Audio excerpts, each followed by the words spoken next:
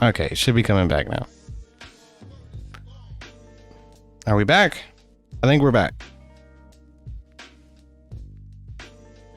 I do not know what's going on, you guys. I'm getting hacked. That's what it is. It's a...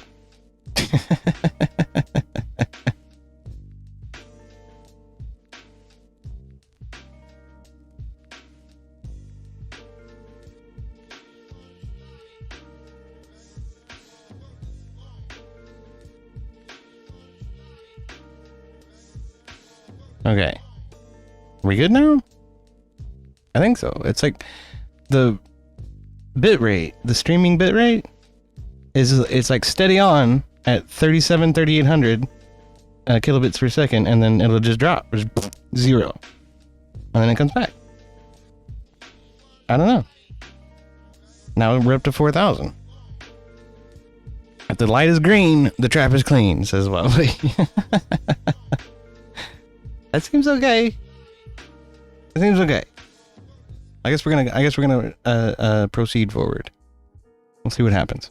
All right. On exposing the abundant hypocrisy of the left. You know, ahead of this Trump CNN town hall event, we were covering all the leftoids suffering a collective meltdown like they usually do. For the most part, we understand why. Opinions are very dangerous to the mental well-being of a modern neo-Marxist on Twitter. But for the establishment folks out there, clearly it was something else. They didn't want Trump to get a platform because of their precious globalist narratives. I'm thankful that the globalist establishment is melting down, because that probably means that Donald Trump is hitting some hard truths. For me, frankly, it boiled down to one single statement. You could even argue one sentence. You can talk about whatever issue you want, you know, abortion this, abortion that. At the end of the day, I don't care about any of it. This right over here is all I needed to hear. Let me show you guys exactly what I mean by that. We got some stuff to get into, so let's roll the tape. Trump is supposed to be the unhinged psychopath. Donald Trump back in 2016 was gonna start World War III. He can't be trusted with the nuclear codes. No new wars, by the way. But honestly, at this point, I think he's the only one who can be trusted to make the right decisions so we can avoid global chaos and war. The question is,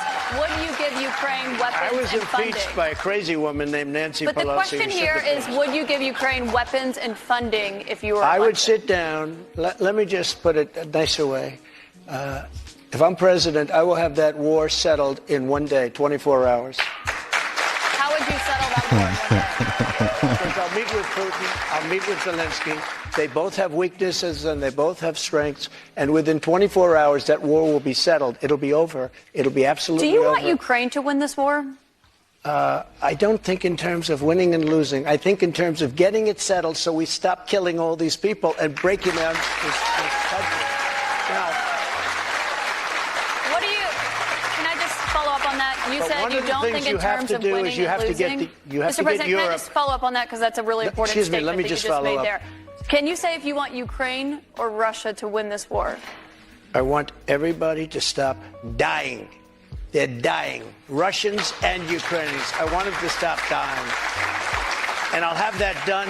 I'll have that done in 24 hours. I'll have it done. You need the power of the presidency to do it. Now you can see how narrative driven CNN is. I mean, what a despicable question to ask. So you're saying that you don't want Ukraine to win? You don't support the current thing? No, because he's not a brainwashed fool. He knew falling for they'd the be that way military going into industrial it. complex propaganda. He's able to think for himself. It's crazy how that shifted. How the same liberals from the past however many decades, who historically have always been on the side of protesting needless wars and conflict, all of a sudden are the biggest warhawks, the biggest warmongers. It's crazy how that brainwash and propaganda has seeped its way so deeply into their skulls that they mindlessly just support the thing. What you are supporting is not only a continued risk of nuclear apocalypse, it's not just the money laundering, it's the lives themselves. The compassionate left. They care so much about human life when it's someone like Jordan Neely or George Floyd. When it comes to people dying in Chicago, there's no empathy, there's no compassion. When it comes to people dying in Ukraine, well then there's certainly no compassion. For them it's justified because it supports the current thing. Let's really put it into perspective. We have this article from Reuters.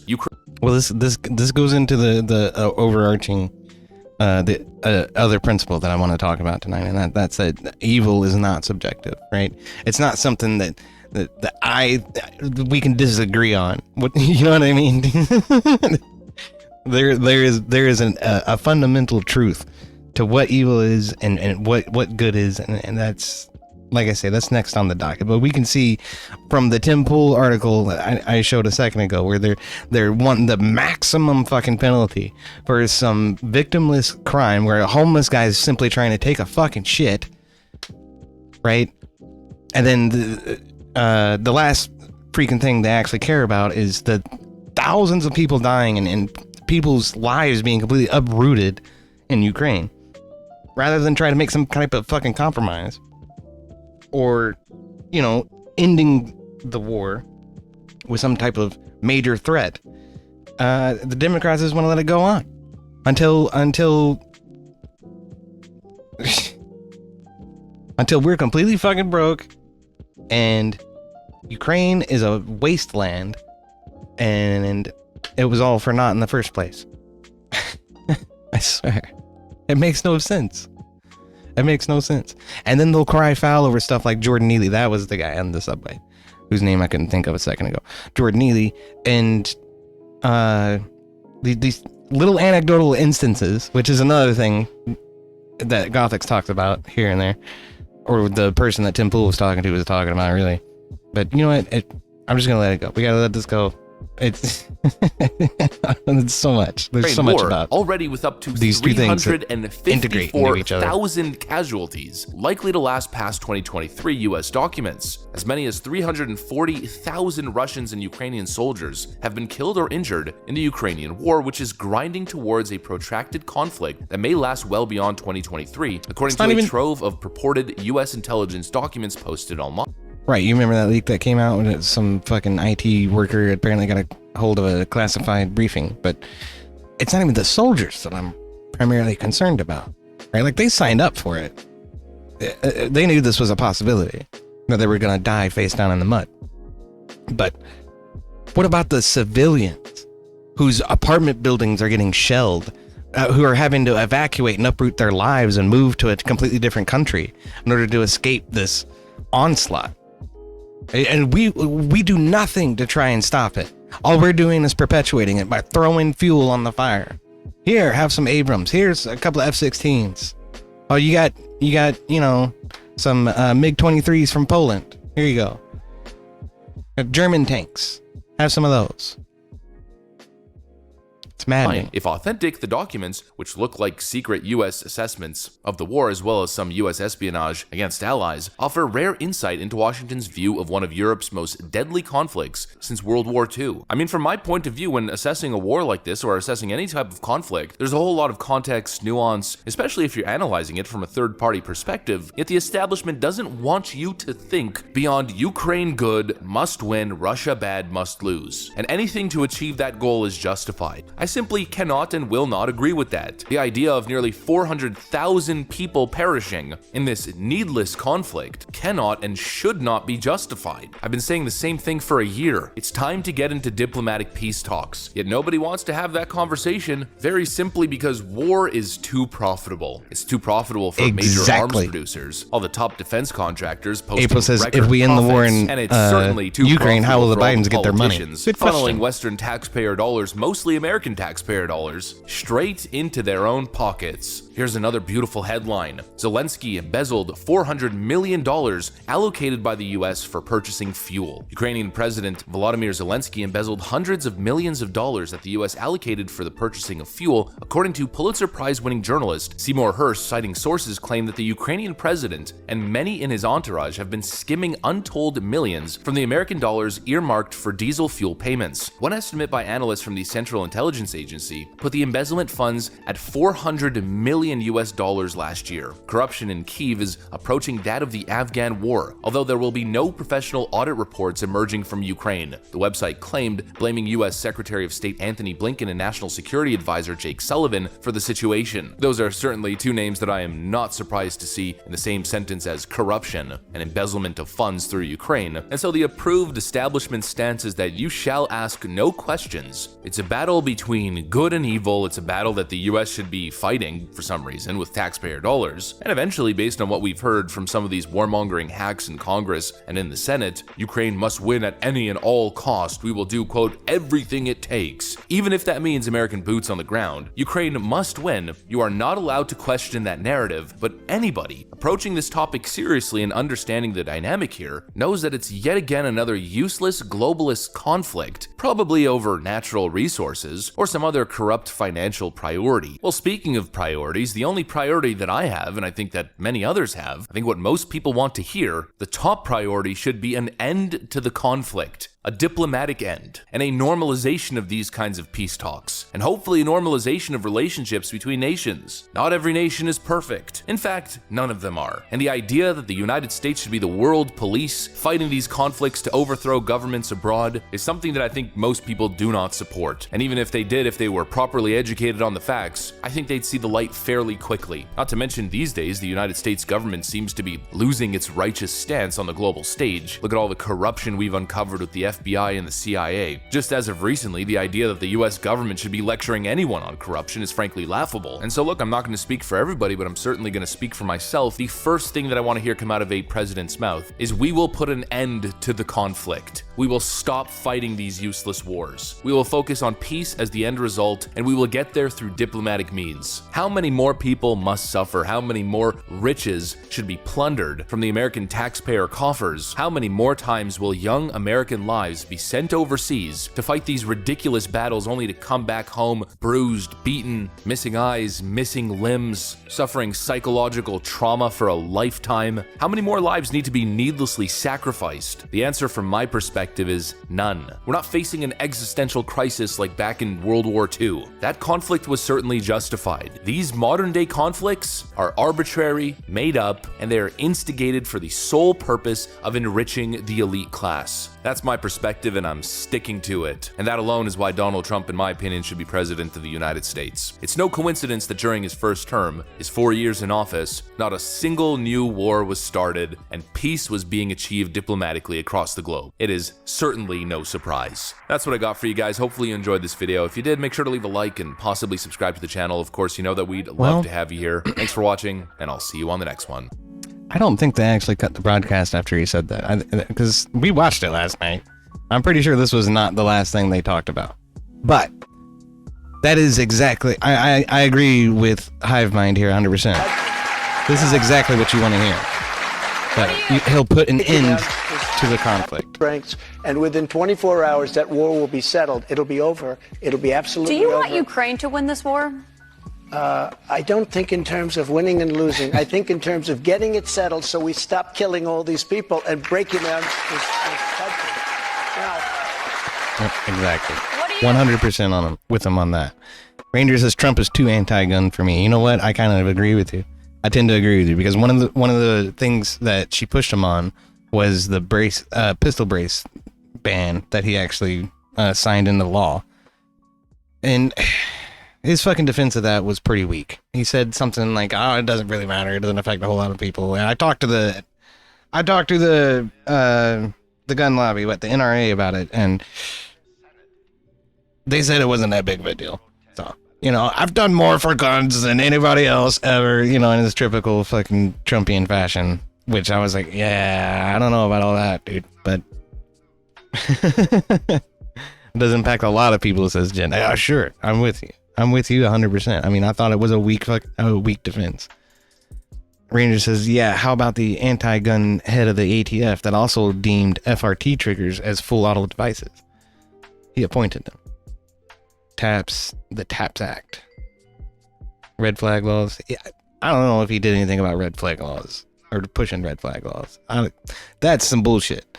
This is way too easy to... That's way too easy to abuse, what he's saying, right? Or misuse. But red flag laws are too easy to misuse, because you know, I could call up the cops and say, my neighbor's talking about suicidation, and then the cops will go over there and take all of his guns. That's fucked up. I don't like that. That's not cool.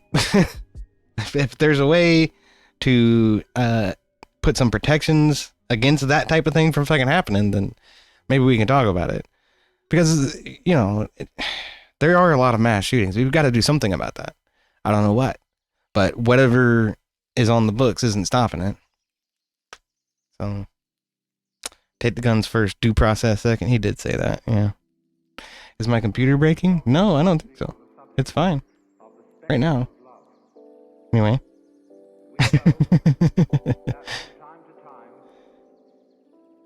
Yeah, no, he said that. I know, that's fucked up.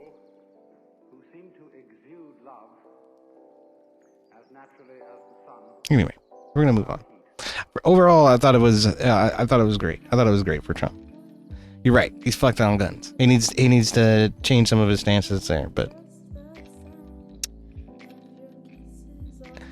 I don't think any liberal is going to be better. I'll tell you that. I'm not sure what DeSantis would do or not do, but DeSantis hasn't even announced. We don't know what the primary is going to look like at this point. We still don't know what the primary is going to look like. Oh.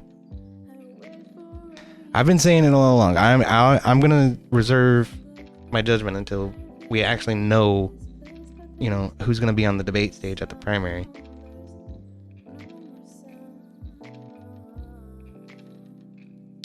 Ranger says, if we remove the top 3 Democrat-led cities out of all the suicides, we're one of the safest countries per capita for gun deaths. So we have a suicide problem or a Democrat gun control city gang problem. Yeah, the latter of those two sounds more likely, honestly. Elton John for 2024. Oh, we need to get Stevie Wonder in there. Stevie Wonder's still kicking, isn't he? That's how you do it. He checks That's off. Our Caitlin He checks off. Listen to these idiots, fucking acting like they had some type of victory. This is good, though. This is good. This is black conservative perspective. I kind of want to listen to this whole thing. Like this is so good. But okay. Yeah. Oh, what was I saying? Freaking Stevie Wonder. He checks a couple of those intersectionality check boxes. He's black, he's blind, and he's a musician. Fact-checking the former triple president's whammy. false claims about the 2020 election last night in real time. As we mentioned earlier, did you just spill your coffee? I just spilled my coffee. It's okay. You know, I I'm always so think upset that's going right to happen now. to me. And as somebody who's not usually at a desk, I have no I was idea like, what how do twisted. I play this? And I decided to ignore it, and then you called me out on it. And so I'm just going to kind of sit here and wear it for a minute and digest this moment in time. And then I'm going to mourn the fact You that can I have some desperately... of, you can have some of mine. Phil, I sit here every morning and I'm like, Fucking don't knock over your buffoons, coffee, man. Yeah. Poppy. Don't knock over your coffee. That's good. I hope we have some stand-up segments, because this is all over my pants, too. So this is going to go great. Can someone get Phil some pants? This is like the 5th time I've done something this week where I've been like, Poppy is definitely This is not letting not me back. true. And you better come back tomorrow. And they wonder why their ratings are fucking plummeting. Mop the floor, I guys. swear. Coffee. Okay. Boy, oh boy, oh boy, oh boy, oh boy. It just continues to get worse for CNN. Yes, I know, another video about the CNN town hall, but man, I gotta tell you, everybody's talking about this, and there's just so many takes to go around, okay? I've been talking about how Trump embarrassed the town hall, okay, by basically destroying Caitlin Collins on live television. People were laughing, right, during the town hall because CNN tried to ambush Trump, but Trump was prepared for it and he pushed back, okay, he didn't back down.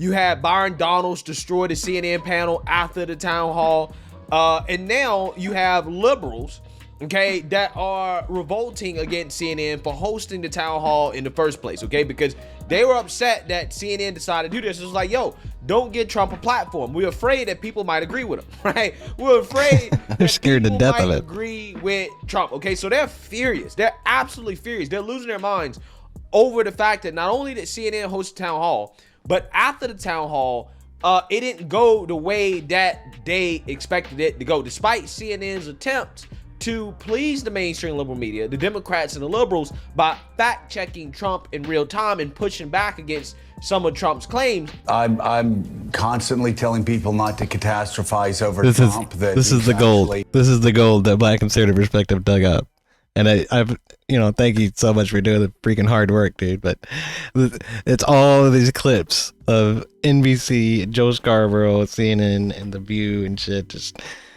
reeling in pain over what happened last night. I love it. Going to lose. It is fantastic. Because he keeps drilling down deeper and deeper into his base. But it is. I can't believe I'm. It's like, what does that even mean? Drilling down deeper into his base. What the fuck are you even trying to say right there? I'm going to use catastrophizing language here, but it was disgraceful on every level. It showed. I wouldn't say it's dangerous for democracy because we passed that a long time ago, but it showed the corrosion. So, okay, that's another thing. What do you mean by passed a long time ago, Joe? What are you trying to say? Trying to say that you guys have worn the term out and it doesn't have the same effect that it used to have anymore? Bad for our democracy this and our democracy that. They're so full of fucking shit. You know who's bad for our democracy is the media lying through their teeth every chance they get about this man. I swear. Because we passed that a long time ago, but it showed the corrosive effects of Trumpism over 8 years. And I've got to say, the most shocking part was an audience who cheered on a president who tried to overturn American democracy. An audience that mocked and ridiculed a woman who a jury of her peers, Donald Trump's peers, found had been sexually assaulted. Okay, that is an outright lie. That is exactly what I'm fucking talking about, Joe. Right there. Okay? The allegation didn't even amount to sexual assault in the eyes of the fucking law. Okay? It was battery. Battery is as bad as it was. And let me tell you what E. Jean Carroll was actually alleging, okay? It was that she met Trump in some kind of fucking department store. They were wildly attracted to one another and went up to a dressing room and he kissed her. And she didn't want to be kissed. That is the allegation. And she's out here on CNN calling it fucking rape. And this, that, and the other fucking thing. I mean, it's fucking outrageous. I'm seeing red lights again.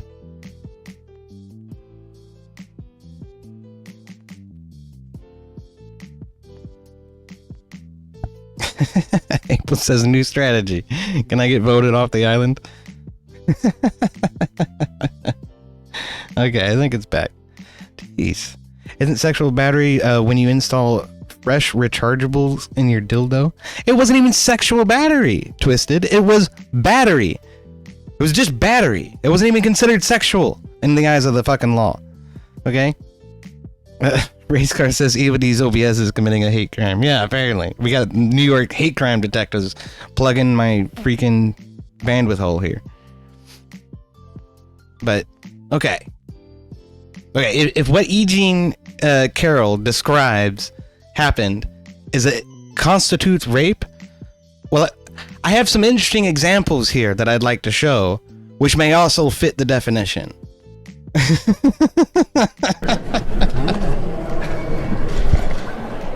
Thank you. Thank you. Yeah, look at this. Look at this. Unwanted touching, being real close, rubbing your nose in the little girl's hair. She's clearly uncomfortable and wants to get the fuck away from this old man. And he's got her by the arm. And she's standing in front of a bunch of cameras and all the press. Thank you. Great.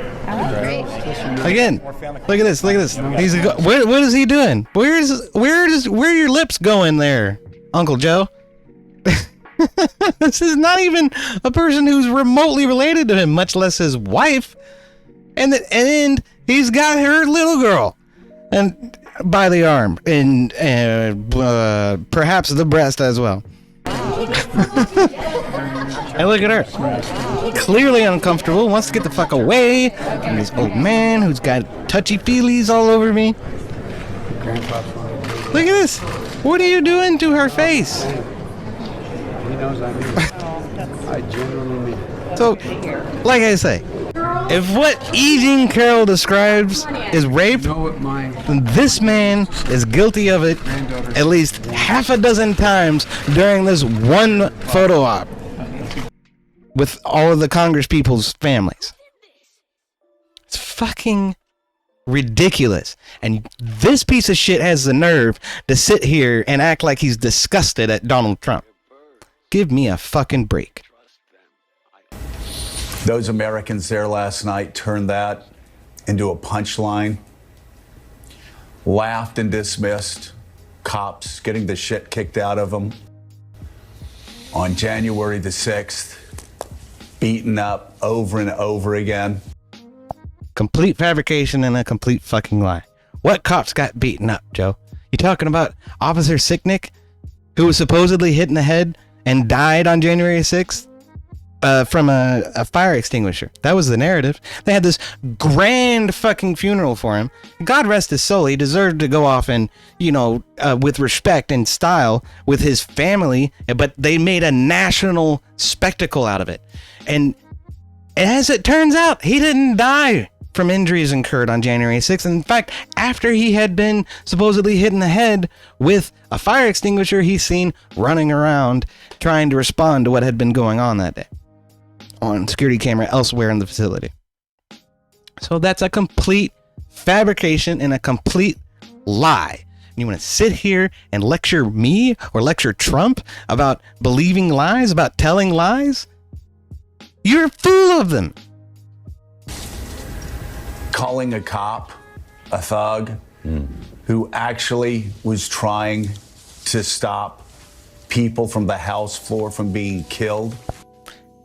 Another complete fabrication. He's talking about when Trump called the officer who killed Ashley Babbitt a thug. Well, if you had sat and watched Ashley Babbitt die, as I'm sure a lot of people in chat have, as a lot of Trump supporters have, a lot of people who don't buy into the narrative about January 6th have, they were in a stairwell far away from the House chambers, and Congress had already been evacuated out to the bunker. They were nowhere near this incident that happened, which resulted in Ashley Babbitt's death. And in fact, what it seemed like to me, and I'm sure a lot of people, was an accidental discharge, right? Or a irresponsible discharge. I'm not sure how gun guys want to try to characterize it, but it's something that should never happen, especially if you're a law enforcement officer, because it was just one shot popped off in the middle of what had been going on. All Ashley Babbitt was doing was trying to get through a freaking door that had already been busted down. And she got shot for it and died. And we still don't know who that officer is. And he's still not been held to account for her death. It's fucking ridiculous. But no, that guy's some kind of hero, and Ashley Babbitt is some kind of villain in the eyes of Joe Scarborough here. I just could go on and on. An Air Force veteran, mind you. again, Ashley Babbitt was. Like a 20-year freaking Air Force veteran. Not seen to satisfy the Democratic extremists. You had AOC here. She tweeted, she said, CNN No, I should be can't ashamed stand of fucking themselves. AOC. They have lost total control of this, quote, town hall to again be manipulated into platforming election disinformation, defenses of January 6th, and a public attack on a sexual abuse victim. The audience is cheering him on and laughing at the host. Again, complete meltdown here. Complete meltdown. This falls squarely on CNN. Everyone here saw exactly what was going to happen. Instead, they put a sexual abuse victim in harm's way for views. This is a choice to platform lies about the election in January 6th with no plan but to have their moderator interrupted without consequence. What we saw tonight is a continued demonstration of the sacrifice that women and survivors of sexual abuse across the country of all genders experience, and the sacrifices that they make in order to come forward and challenge power. And what we also saw tonight was the consequence. Oh, hold on. I gotta break her shit down too.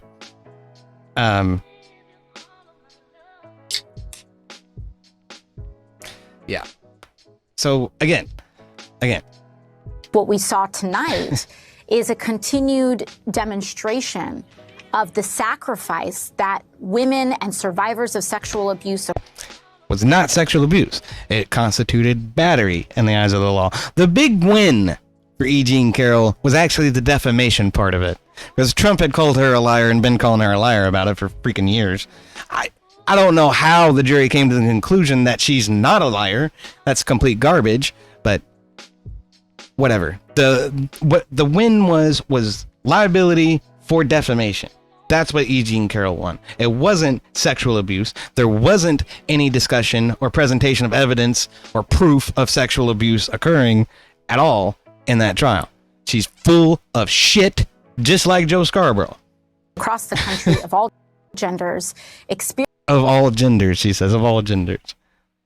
And the sacrifices that they make in order to come forward and challenge power. And what we also saw tonight was the consequence of doing that. They sacrificed their anonymity, they sacrificed their safety, and they sacrifice all of this because we continue to live. How do they sacrifice their safety exactly? It's still incumbent on the police to ensure that our communities are safe, regardless of how much of a public figure any particular person may be. In a society for whatever reason, where an overwhelming amount of structures allow this abuse to happen and find it permissible. Overwhelming amount of structures allow this abuse to happen and find it permissible. What abuse are you talking about exactly? I mean, why don't we talk about the abuse of lying to the fucking courts and making up stories about people, right? Oh, that's a good one. She looks like she's about half dazed right there.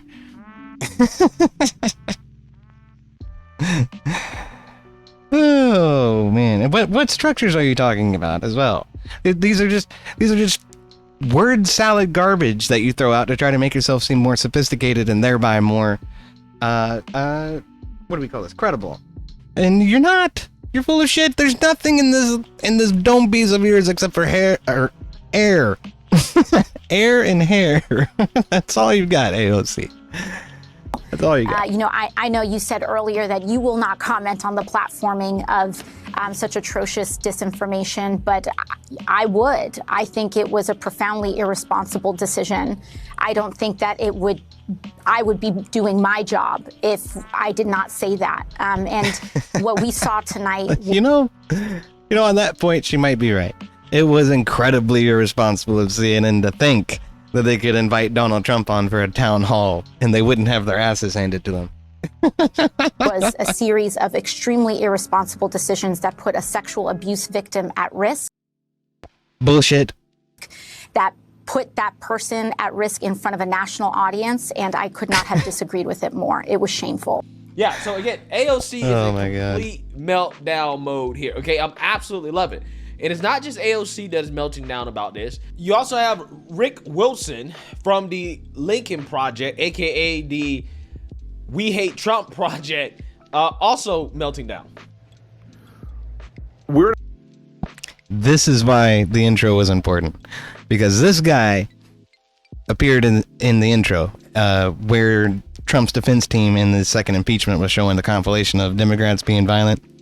This is the guy that said, "We're still going to have to put a bullet in Donald Trump."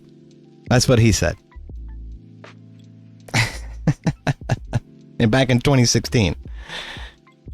A break now from the presidential town hall with CNN, Caitlin Collins, and whatever the fuck they thought they were going to get out of this, they instead have set a match to democracy once again. You are letting an insane person stand there and make people giggle and laugh when he jokes about rape. You make people giggle and laugh when he jokes about abortion, when he calls an African-American police officer a thug. Was it an African-American police officer? What difference does it fucking make? He killed a woman in cold blood. He's a thug. Insanity should be pulled off the fucking air. Chris Lick, you should be ashamed of yourself. This is astoundingly bad for the brand of CNN. It's astoundingly bad for the country. And it's astoundingly bad, honestly, folks, for every other Republican candidate in the primaries. Wrap that shit up. It's done. You saw this tonight. You know you can't beat him on the stage. Everybody else, oars up. Time to go to work because he's going to be the nominee. This shit is unfucking believable. I've never seen anything like it. It is a disaster of the highest fucking degree. Okay. Shit, I closed it. Hold on a minute. I gotta show you though. I gotta show you that I'm not full of shit. In 2016, this motherfucker was saying we gotta put a bullet in Donald Trump. We're gonna have to. It's gonna be required. About a constant Where are we at? I think it was 48 is about where it is. When was the last time right around an here. actor assassinated a president? They're still going to have to go out and put a bullet in Donald Trump. Told you, right there. That's the dude. Go and take Trump out tonight. Damn it, VOC, that was too big of a jump. When was the last time an actor assassinated a president? They're still. There he is. Jen says they call black police officers worse. Our black AG in Kentucky even gets called worse. Oh yeah, Daniel Cameron. He's a conservative. He's a Republican. So not only is he AG, so he's responsible for putting a lot of criminals in jail, but he's double Uncle Tom because he's a freaking conservative. But there he is. That's the dude. That's the dude. They're still gonna have to put a bullet in Donald Trump. Tell me about insane people. They're Mr. Bald, MSNBC correspondent man whose name I don't remember or know or give a shit to find out. You're the one who's fucking crazy. Fucking Trump derangement syndrome is real, y'all. I tell you what. It is a disaster of the highest fucking degree. You have the cackling hands on The View who are also furious and upset about what happened last night at the CNN. The cackling hens on The View.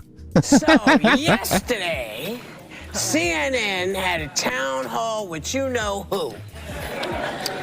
And for me, CNN showed me that they were a ball-free zone. What'd y'all think of this? Yes.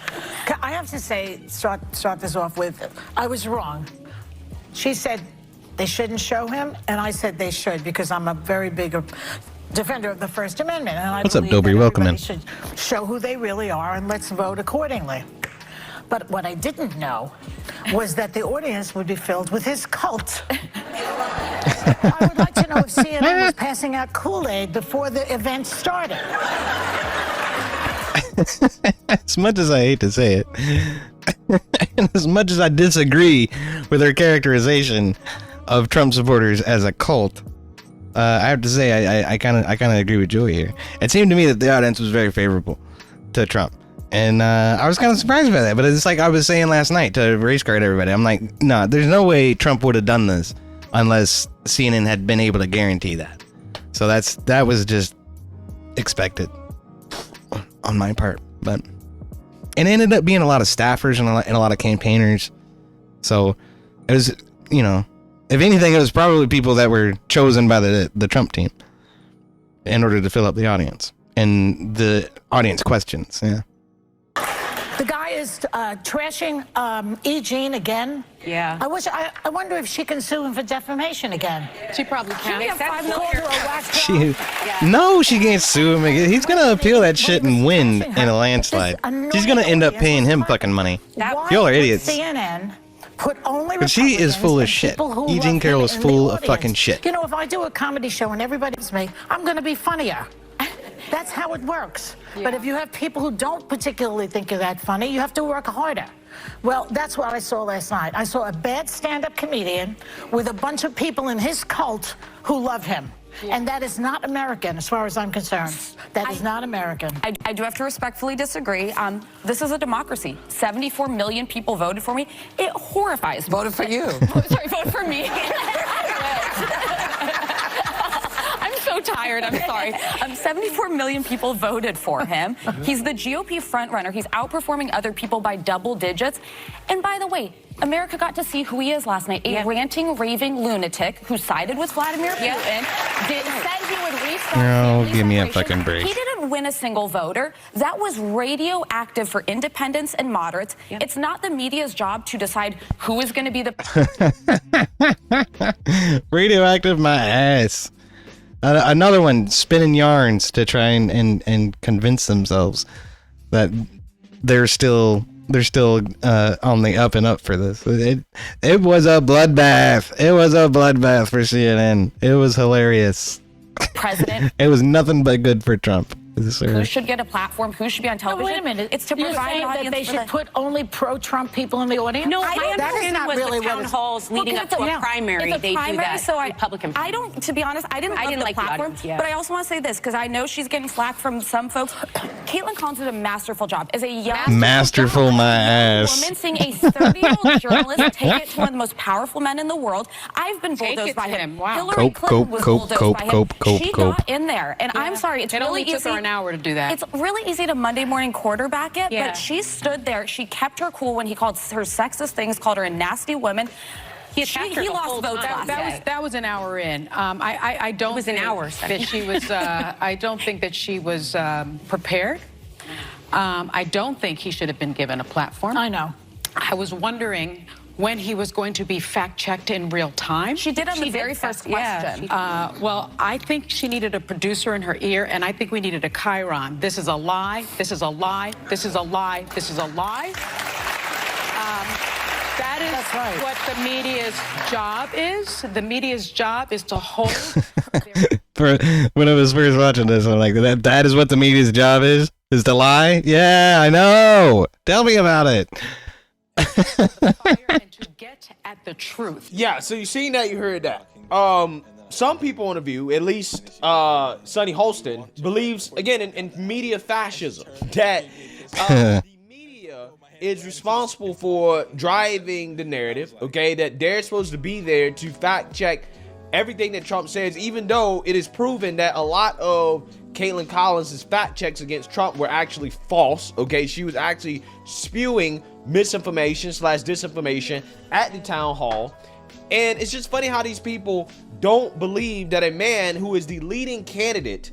Yeah, Heavy. I do remember that. That's what one of these ladies on The View was trying to explain. It was like, this is what they do as a part of the primary and part of the town halls.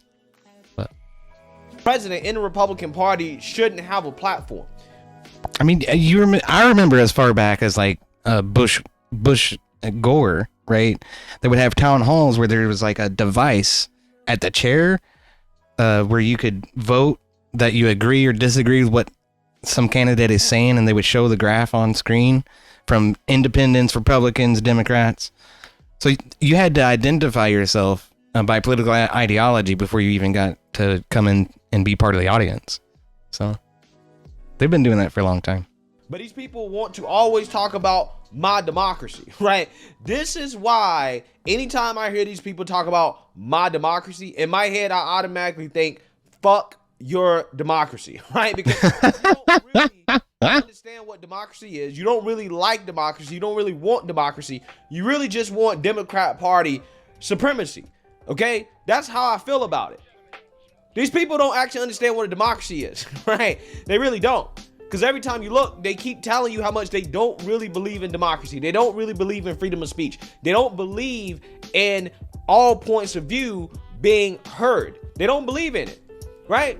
Again, it's funny because if their ideas were so good, they would be able to stand up against ideas that they would disagree with. But again, we know that their ideas are terrible. This is why they don't want other ideas platformed and heard, okay? These guys, the fascism from the mainstream liberal media, particularly the cackling hands on The View, it never ceases to amaze me. But again, they're not just the only ones melting down. The liberal media is melting down. There also is an internal revolt against CNN and the CEO for deciding to do this town hall, okay? Because again, within the company, reportedly, there's a lot of backlash. So let's read here.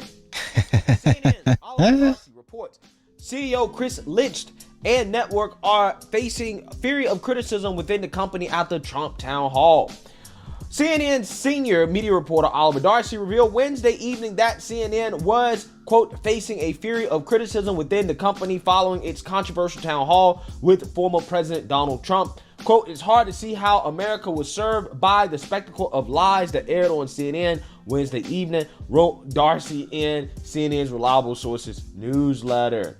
While he praised the, quote, tough and knowledgeable CNN host Caitlin Collins for her attempts at fact-checking Trump's remarks, Darcy said Collins was given, quote, an impossible task and, quote, put in an uncomfortable position, given the audience was comprised of Republicans who mostly applauded the former president and laughed at his comments. Yeah, so it's funny because now they're upset, not just with the idea of Trump being, platformed by CNN, they're also upset that the audience was friendly towards Trump, right? That there were an audience of Republican voters. Again, it's absolutely amazing how that works. Absolutely amazing.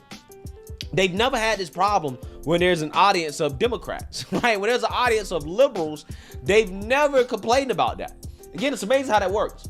And CNN aired it all. On and on it went. It felt like 2016 all over again. It was Trump's unhinged social media feed brought to life on stage, Darcy wrote, noting that Trump staffers were reportedly delighted with the event.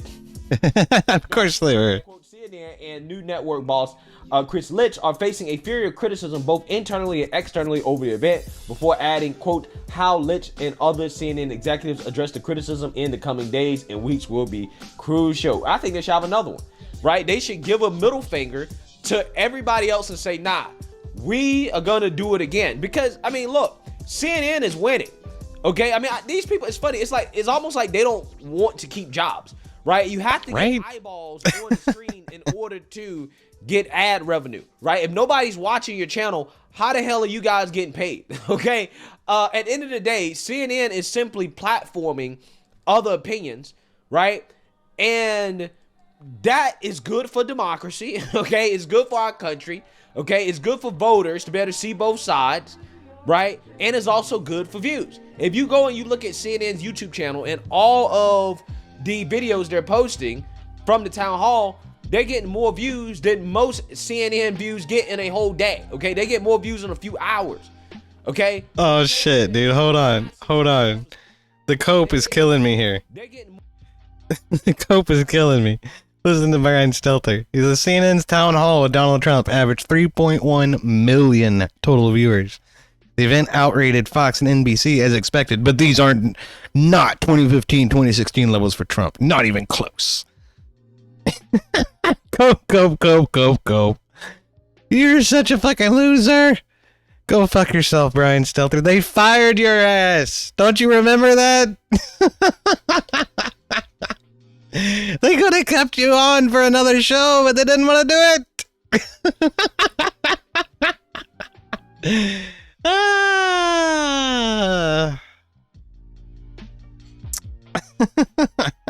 Let's put that shirt away. You don't have muscles, boy. It's just comfortable. Give me a break. You're right, I'm not super fit. I'm flabby and skinny at the same time. It's a bad combo. Do not recommend. But God, that's hilarious, man. The cope just makes me smile. Good day for CNN though, wasn't it? 3 million total viewers. Or average 3 million concurrents is what it was. Oh man. More views than most CNN views get in a whole day. Okay, they get more views in a few hours. Okay, which tells you that this was a massive success for CNN. Now, I'm still very critical of CNN. Not because they hosted it, it's because they did a bait and switch. They advertised it as, well, it was going to allow Trump to have a conversation with voters. But again, it was really an ambush in which they brought Caitlin Collins on stage to constantly interrupt and disrupt and debate the president. Okay. And it's funny how they still are getting backlash for doing that, right? Sunny Holston quite literally said, I didn't see Caitlin Collins fact-checking Trump enough. And I'm like, bruh, are you serious? She literally out the gate tried to fact-check the guy, okay, about the 2020 election. She interrupted and debated him all night. But again, these people are extremists, right? They are extremists, right? They're not grounded. Fucking activists, man. Quote, will they defend what transpired at St. Amsterdam College, or will they express some regret? For now, CNN is defending itself, he wrote. In a statement on Wednesday, a CNN spokesperson praised Collins for her role in the town hall. Quote, tonight, Caitlin Collins exemplified what it means to be a world-class journalist. She asked tough, fair, and real questions, and she followed up and fact-checked President Trump in real time. She was full of shit, and she got steamrolled most of the night. as he enters the 2024 election as Republican frontrunner. That's CNN's role and responsibility to get answers and hold. Yeah, I think I got the side chain figured out. That's good. Well, no, it's not their role, right? I actually believe that Caitlin Collins did a terrible job.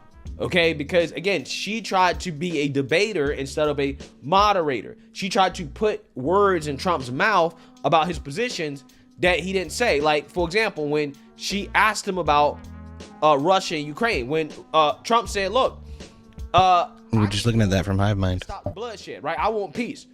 Well, so you support Russia, right? Again, that's what she said. It's like, no, he didn't say he supported Russia. He said he supports peace, okay? And for example, at the end of the town hall where she asked Trump, would he accept the outcome of the 2024 election? If Trump said, yeah, if I feel like the results are honest and fair, then I'll accept it. And then she said, so you won't accept it. And it's like, no, he didn't say that. He said if he feels like the results of the election are honest and fair, then he'll accept it. Again, that's not journalism. That is being a propagandist, okay? That is acting as an agent, right, to try to steer the conversation and to put words in this man's mouth. What's up, Phil? It's good to see you. He says, howdy, Udi. I'd like to personally thank CNN for helping Trump win the 2024 election.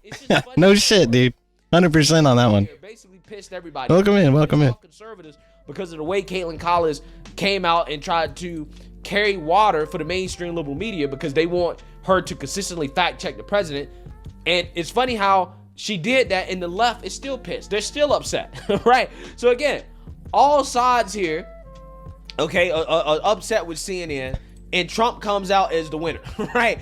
He got platformed, okay? Yeah, I think we got a couple of Phil's regulars over here. Alesto and Bandit both. Melting down over it, right? It's just so I haven't seen Bandit today, though. I don't know where he's at. He must be working. Make sure you like, comment, and subscribe. Most importantly, share a Black conservative perspective. Peace. Oh, shit, my bad. But yeah, BCP is good stuff.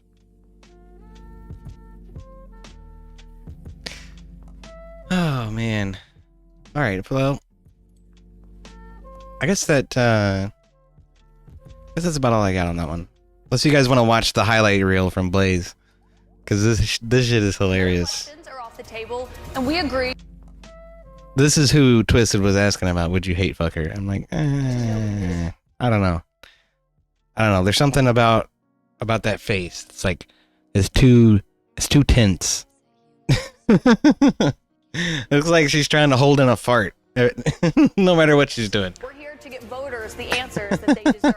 Please welcome the frontrunner for the Republican nomination, former President Donald Trump. If you look at what's gone to our country has gone to hell. Our borders are bad.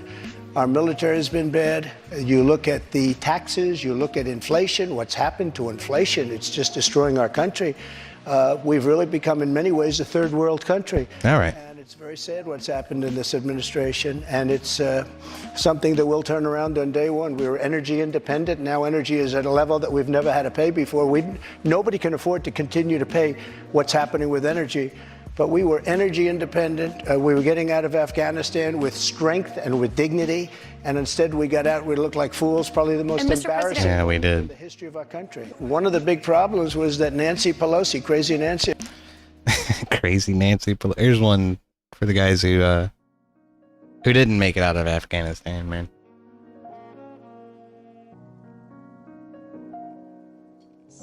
As I affectionately call her. Crazy Nancy Pelosi and the mayor of Washington were in charge, as you know, of security, and they did not do their job. They're not in charge of the National Guard. You're in charge of the They National are in Guard. well, I offered them National Guard. I said, we'll give you soldiers, we'll give you National Guard, we'll give you whatever you want, and they turned me down. You're and in acting fact, she defense turned me down. She turned me down in writing. But you said you weren't very involved that day. You did tell your supporters to come to Washington. You tweeted about it, about that speech that happened on the rally. Am I allowed to say that? When they went to the Capitol and they were breaking into the Capitol, smashing windows, injuring police officers, why did it take you 3 hours to tell them to go home? I don't believe it did. Oh, let me pull it out. I have to pull it out. So if you look at, on January 5th, the day before, I said, please support our Capitol Police and law enforcement. They are truly on the side of our country. Stay peaceful. Stay peaceful. This was the day before, and this was in the form of Twitter. Now I use Truth Social. I think it's far superior, okay? I hope everybody's on Truth. If you look January 6th, this is before 2:30. Yeah, 100% race car. For everyone at the U.S. But the president can order the National Guard to respond to national emergencies, so can't he? I'm pretty sure they can, especially in D.C., right? Like that. I don't know. I don't know where that authority falls. It's all weird when you talk about D.C. because there's not a state. But otherwise, normally it falls under the governor, right? It's considered, the military of the governor. But Capitol to remain peaceful. This is right after, as it was happening. And I don't know if it was my governor at the time that decided it, or if it was, the Pentagon. But my cousins were National Guard, and they all ended up deploying, like, immediately. They went first, and then the active duty guys came in after the fact. So I thought that was weird, but For everyone at the U.S. Capitol to remain peaceful. This is right after, as it was happening. But what happened is they took it down. I don't know why. I think they took it down because it was so good. They didn't like it being up there. I am asking, and we didn't know until I got it back, because now I have 90 million people waiting for me to go back, but I'm on Truth and I'm staying on Truth. I am asking for everyone at the U.S. Capitol to remain peaceful. No violation. We want no violation. We want no violence. Remember, we are the party of law and order. Respect the law and our great men and women in blue. Thank you. That was at 2:30. That was very early. Mr. President, I looked at the same timeline that you did. No, I Once know, it was but you clear, didn't report that. You know why? Because it was we taken did report down. it. I was reporting that It was taken thing. down and it wasn't. But when put it was back clear to you that they were not being peaceful, you saw them rushing the Capitol, breaking windows. They were hitting officers with flagpoles, tasing them, beating them up. When it was clear they weren't being peaceful, why did you wait 3 hours to tell them to leave the Capitol? They listened to you like no one else. You know that. They do. I agree with that. But So why Nancy didn't you tell them to go home sooner? Nancy Pelosi and the mayor are in charge. I assume they were able to do their job. They weren't. But And it Pelosi's kicked not in charge of Capitol And if you remember, security. I made a video right outside the Oval Office in the Rose Garden. And I'm very proud of that video. I didn't have a script. I don't need scripts like a certain person that's in But there what right time, now. the video, it came out much later after they had already attacked the Capitol. Going back to your influence, in Here's that another 3 one I hours, posted. over 140 officers were injured that day. And a person named Ashley Babbitt was killed. Yes. You know what? She was killed, and she shouldn't have been killed. And that thug that killed her, there was no reason to shoot her. At blank range, cold blank range, they shot her. And she was a good person. She was a patriot. One there was person no who was reason. there- There was no reason. she was a veteran. He went on television to brag about the fact that he killed her. The officer was not bragging about the fact that he Oh, killed he her, was but one bragging. person. Will you pardon the January 6 rioters who were convicted of federal offenses? I am inclined to pardon many of them. I can't say for every single one, because a couple of them probably they got out of control. But, when you look at Antifa, what they've done to Portland, and if you look at Antifa, look at what they've done to Minneapolis and so many other places. Look at what they did to Seattle and BLM. Many people were killed. These people, I'm not trying to justify anything. But you have two standards of justice in this country, and what they've done, and I love that question, because what they've done to so many people is nothing. And then what they've done to these people, they've persecuted these people. And yeah, my answer is, I am most likely, if I get in, I will most likely, I would say it will be a large portion of them. They did and it'll be very early on. And they're living in hell right now. So when it comes they're to living in pardons- hell. And they're policemen, and they're firemen, and they're soldiers, and they're carpenters and electricians, and they're great people. Many of them are just great people. Mr. President, one of the people who was convicted was a former policeman, but he was convicted of attacking a police officer, I should note. But when you said you are considering pardoning a large portion of those charged with crimes on January 6th. Does that include the 4 Proud Boys members who were charged and convicted of seditious conspiracy? I don't know. I'd have to look at their case, but I will say in Washington, D.C., you cannot get a fair trial. You cannot. Just like in New York City, you can't get a fair trial either. This woman, I don't know her. I never met her. I have no idea who she is. I had a picture taken years ago with her and her husband, nice guy, John Johnson. He was a newscaster, very nice man. She called him an ape. Happens to be African American. Called him an ape. The judge wouldn't allow us to put that in. Her dog or her cat was named Vagina. The judge wouldn't allow to put that in.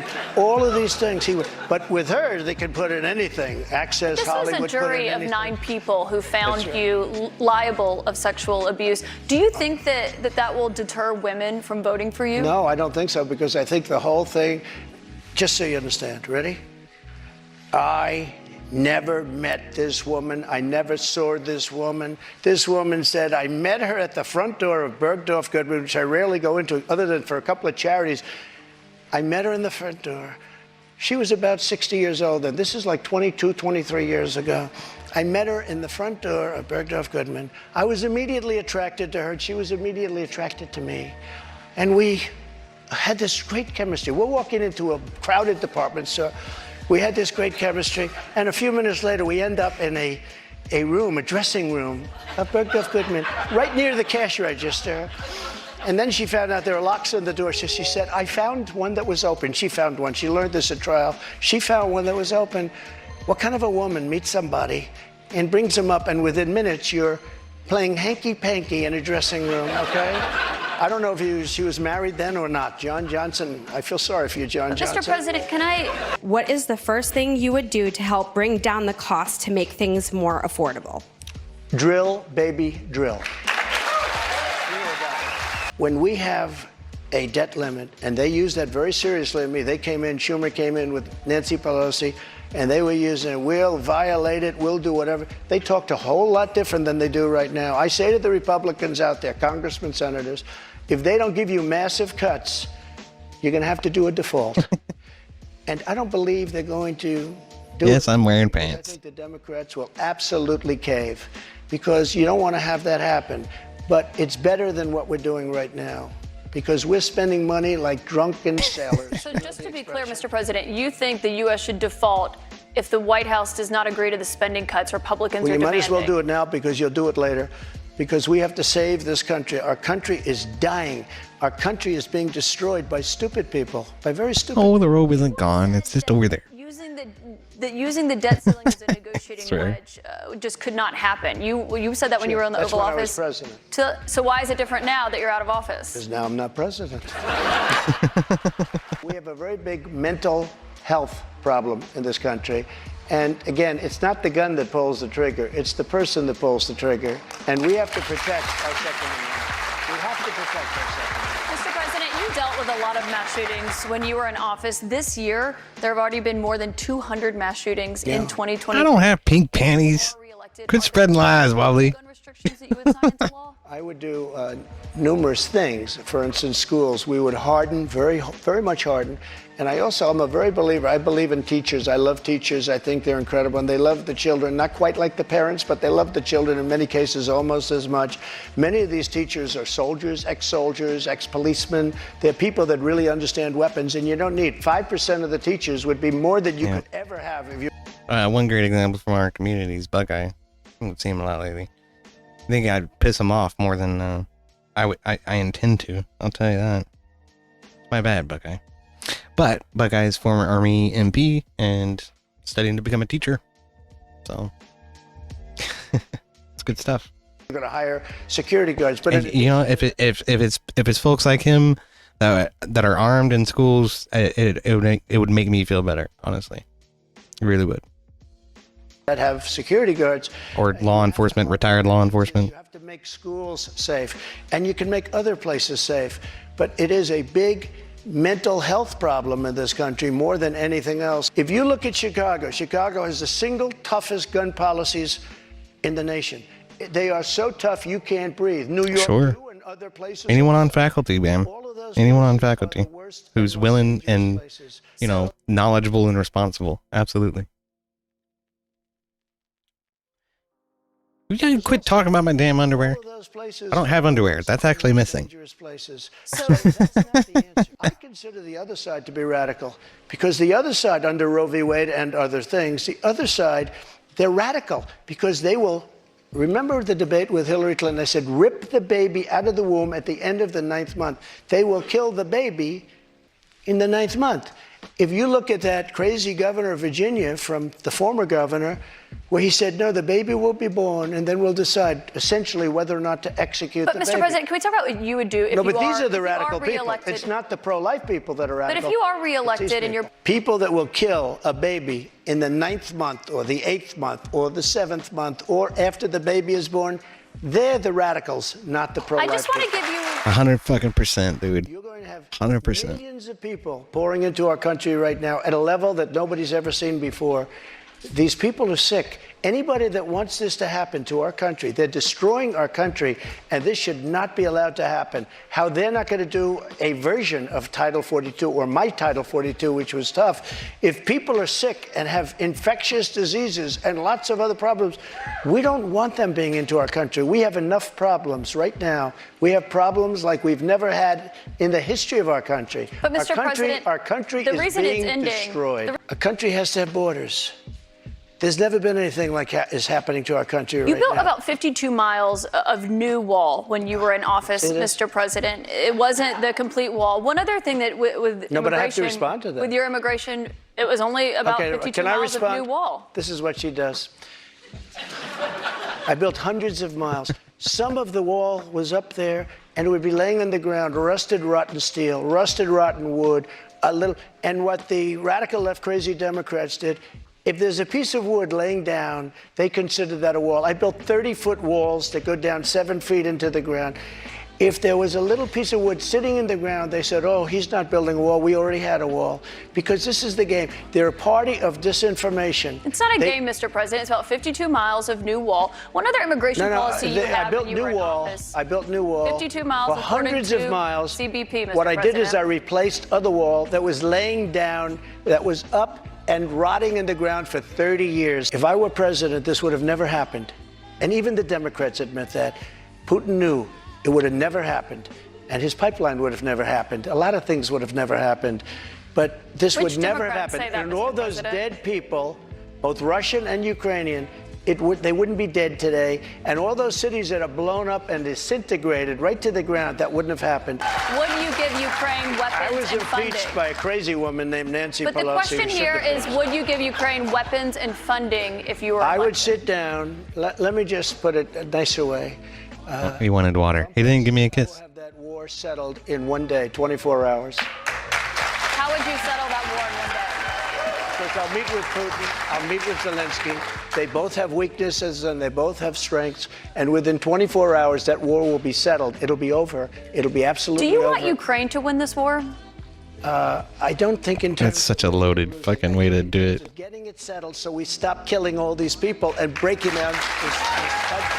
Why do Yeah, that's what he was saying last night, Heavy. That they're going to reenact Title 42 or some version of it. I have every right to under the Presidential Records Act. You have the Presidential Records Act. I was there and I took what I took and it gets declassified.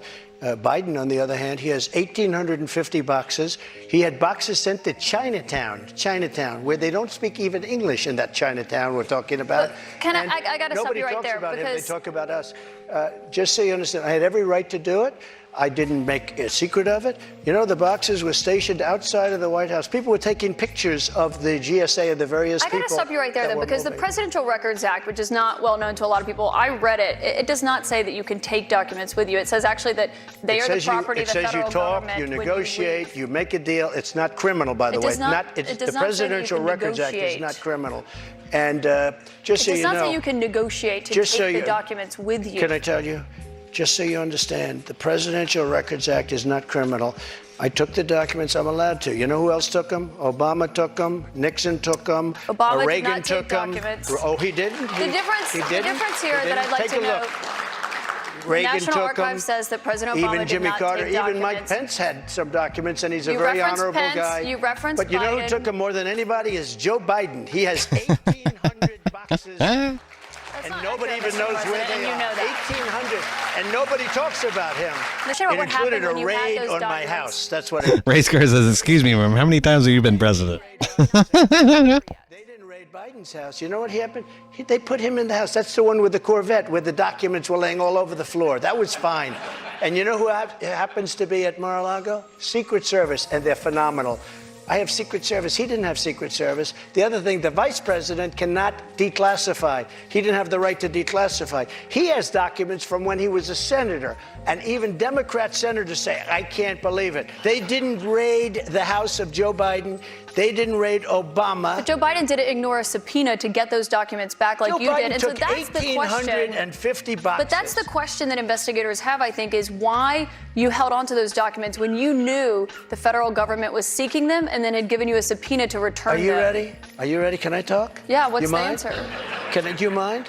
I would like for you to answer the question. Okay, it's very simple to answer. That's why I asked it. It's very simple to. You're a nasty person, I'll tell you. Very Why you simple. held on to the documents? I was negotiating, and we were talking to NARA, that's Washington, to bring whatever they want. They can have whatever they want.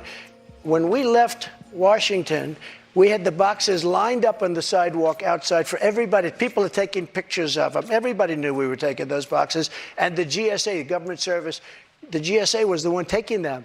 They brought them down to Mar-a-Lago. We were negotiating with NARA. All of a sudden, they raid our house. When Biden had his documents, he won't give back the 1,850 boxes.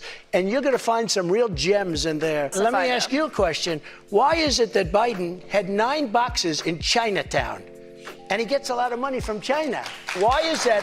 And There why is no why evidence aren't of that, people? Mr. President. No, you No, cannot why say aren't that. There is people no bringing that evidence up? of that, Mr. And why don't President. they put this What guy you're Jack referring Smith to and his is an group of office that he had. thugs? Mr. Why don't President- they put him in charge of that? I need to stop you right there because there's no evidence of what you just said there. What you're referring to there is an office that he had No, after that's leaving at the University vice of Pennsylvania. presidency. Wrong. He had a temporary office. But I want to ask you about another investigation You're so that you're wrong. facing. You don't know the subject. I do know the subject. Pennsylvania, but he also had I want to 9 move on to boxes another in investigation that Chinatown. you're facing, which is the one She that's doesn't happening understand. in Georgia, where She doesn't understand. Fuck it. Because the economy stinks, inflation is horrible, and the border is a disaster. And by the way he got out of Afghanistan was the single most embarrassing moment in the history of our country. And you know what? If I don't win, this country is going to be in big trouble. It's so sad to see what's happening. but no commitment there on the accepting the results regardless of the outcome. If it's an honest election, correct, I will. Okay, so not committing to accepting the 2024 election results or acknowledging what happened in 2020. Go ahead. President Trump, I want to thank you for coming here tonight. This is an important conversation with voters to hear and to have. Thank you to our audience and to our host, St. Anselm College. Thank you very much. Thank you very much, Katie. Good job.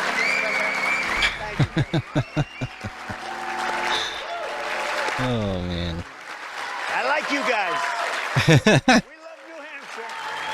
Thank you, Woody. Good luck, Woody.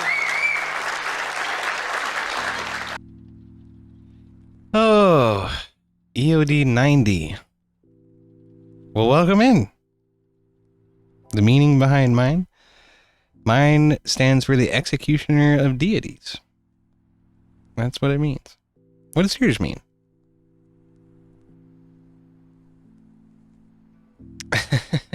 Oh, that's where that guy's from, is the Serfs. This is the next thing that I had on my docket, though. But I don't want to listen to actual Justice Warrior talk about it. Instead, I want to listen to Gothics talk about it. But yeah, Trump absolutely ruined CNN last night. I'm a very It was it was hilarious.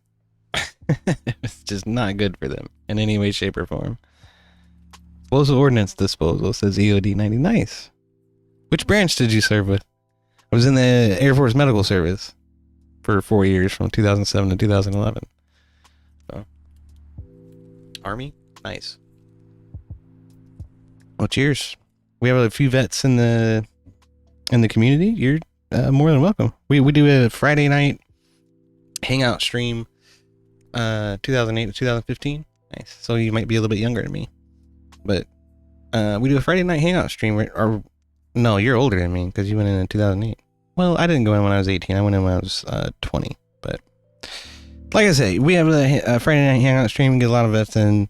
Twisted Aviators, former Marine pilot. We have Race Car, used to be Army. We have Heavy, used to be Army. And Buckeye used to be Army. Those are all the Army vets. And then the rest of us are like Marines or Navy. A couple of us are Navy. So Wobbly's Navy and MPU's Navy. I think I'm the only Air Force guy. That's kind of strange. Like Air Force tend to be lefties. That's the problem. About damn time some more ex-armies in here, says Heavy. Yeah, so you're among friends. Welcome in, man. Cheer, force my foot, race car. But yeah, we're just reviewing, Trump's absolute bloodbath on CNN last night. It was hilarious, man. It was hilarious. But now I've pretty much sort of dug in on that. I think I'm ready to move on to the next thing. He says it's okay. You're still the United States Army Air Corps to us. Oh, shush. And the Space Force will always be the Air Force Space Command to me. So, but I can't watch this on Rumble, unfortunately, because she does some pictures of phalloplasty and mastectomy that are rather graphic and somewhat sexual in nature. So I'll put this in the chat, okay, and then we'll go over to YouTube. She blurs it all on YouTube. So if you want to see what the pictures actually show, that's where you got to go to get the video. But because I'm a little bit paranoid about that myself. But I know you're not supposed to do any kind of nudity on Twitch, so we're gonna take this video. But this is Gothic's perspective on this debate between Tim Pool and the Surfs guy on two specific issues, and that's abortion and gender affirming care, quote unquote. So let's take a look. I think she makes some great points, and she has a huge production value. She's way better at this than I am. I'll tell you that. 330,000 subscribers would, sort of exemplify that. I've been seeing a lot of clips circulate from a recent Timcast IRL live stream, and I wanted to give some commentary on a few things. He with D90 says, I really want to see Biden do a town hall. Yeah, no shit, man. I have a lot to say.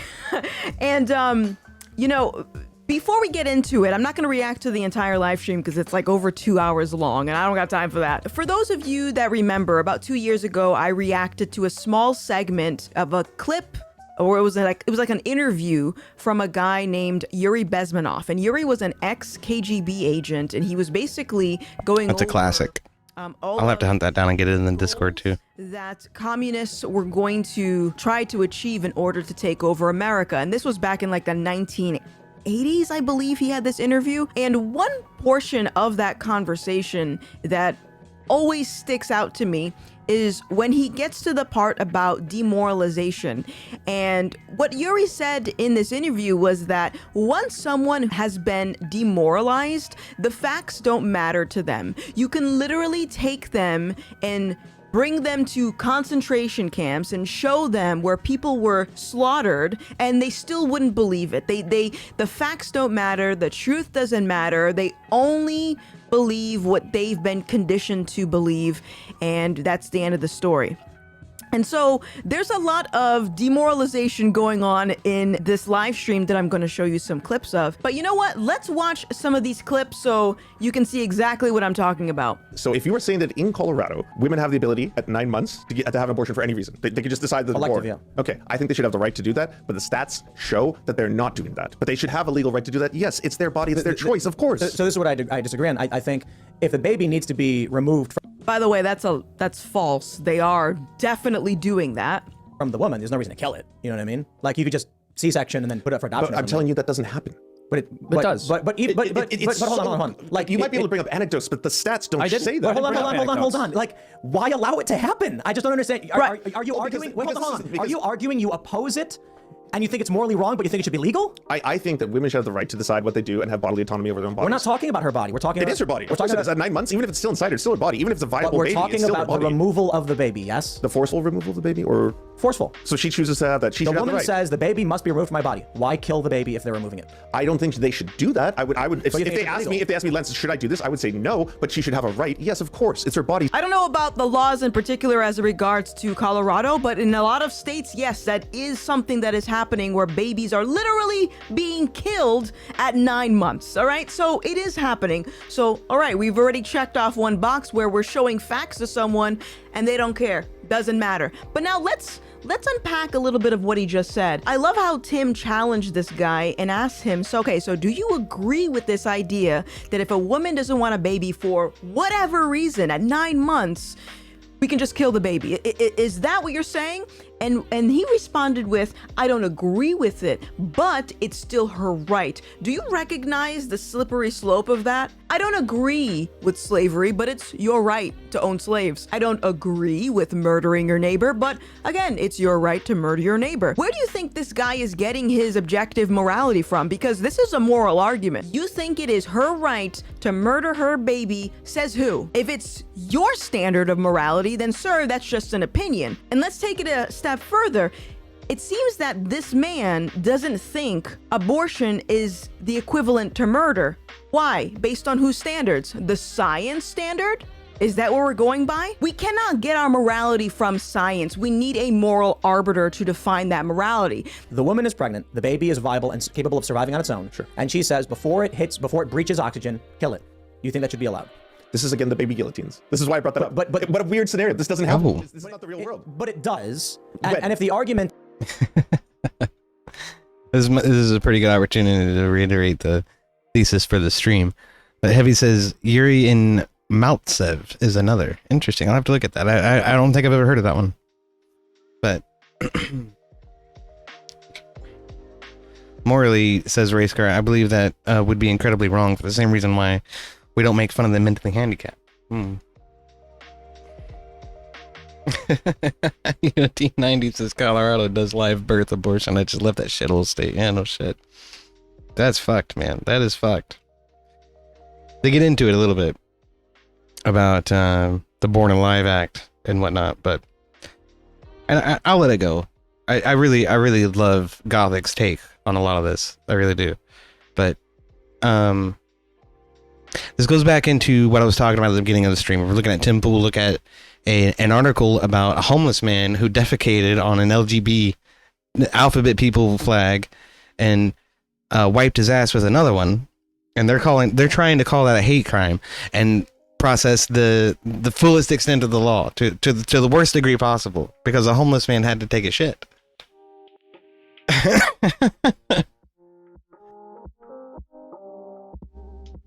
Labeling it a hate crime, deploying NYPD's specialized hate crime task force in order to hunt this guy down and bring him to justice. Right? But then they'll cry foul over Jordan Neely, a crazy man who lost his mind on a subway and was threatening other people's safety and needed to be restrained. And unfortunately lost his life because the guy restraining him wasn't, familiar with the appropriate way to do that.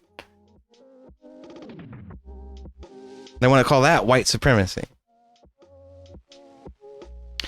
And then we look at what happened with Trump on CNN last night.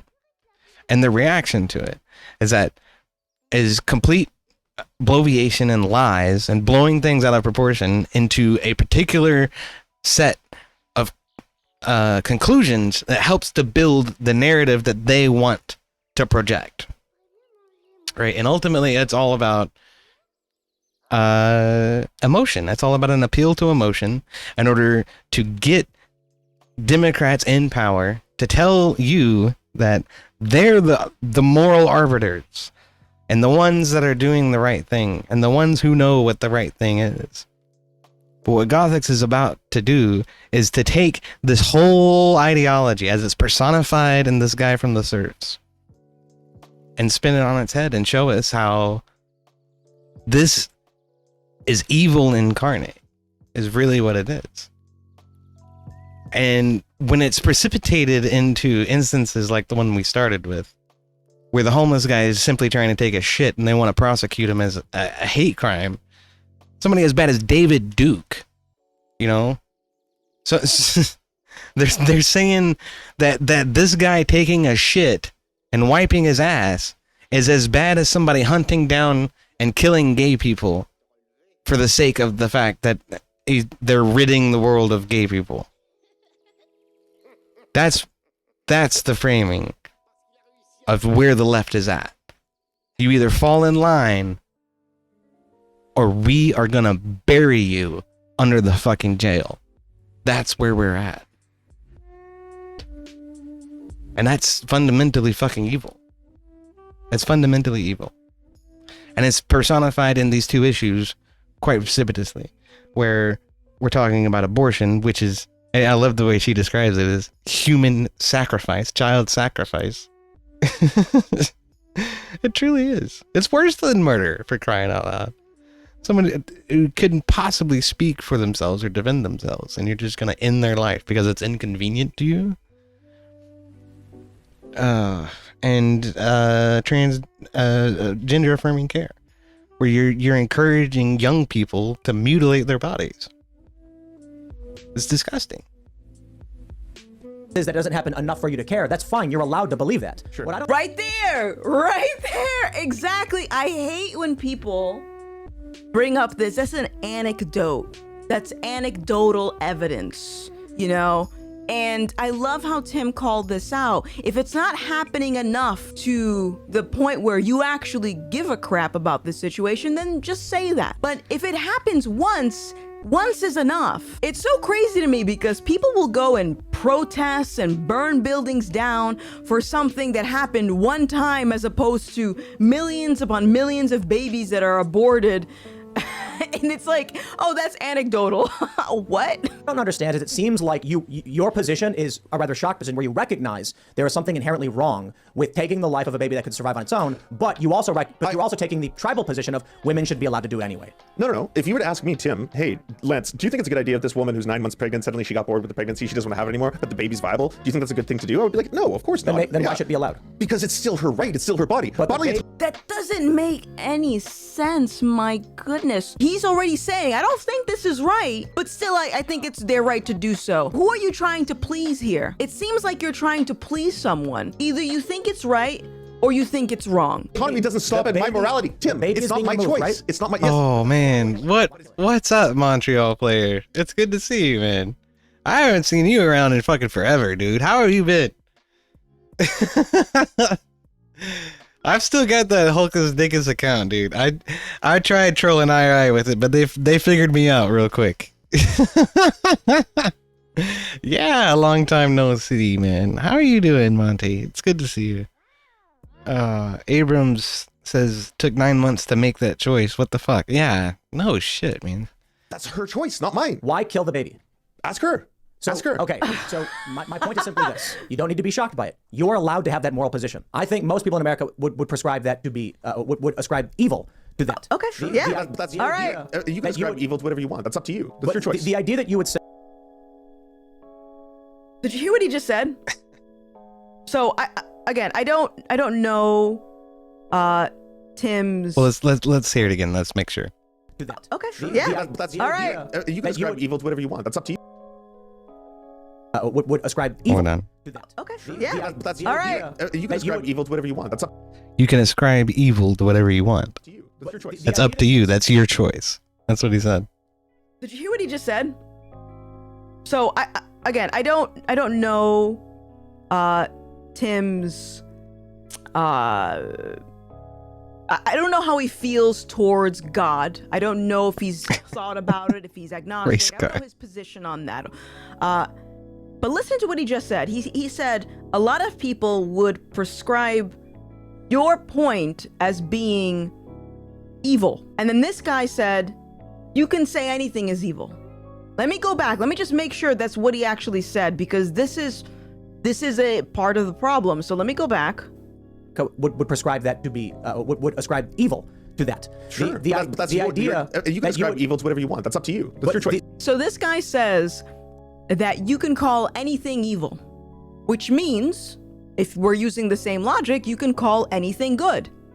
And clearly, I'm witnessing a conversation with people debating morality. They may not be talking about morality outright, but this is what this conversation boils down to. This is a consequence of, again, allowing other people to define the standards for morality. You're just going with the flow and changing your opinions based on other people, based on trends, based on social consensus, the law, the science, the scientists that lie, you know. Democracy, for instance. Just let the mob decide what it is that's right and what's wrong.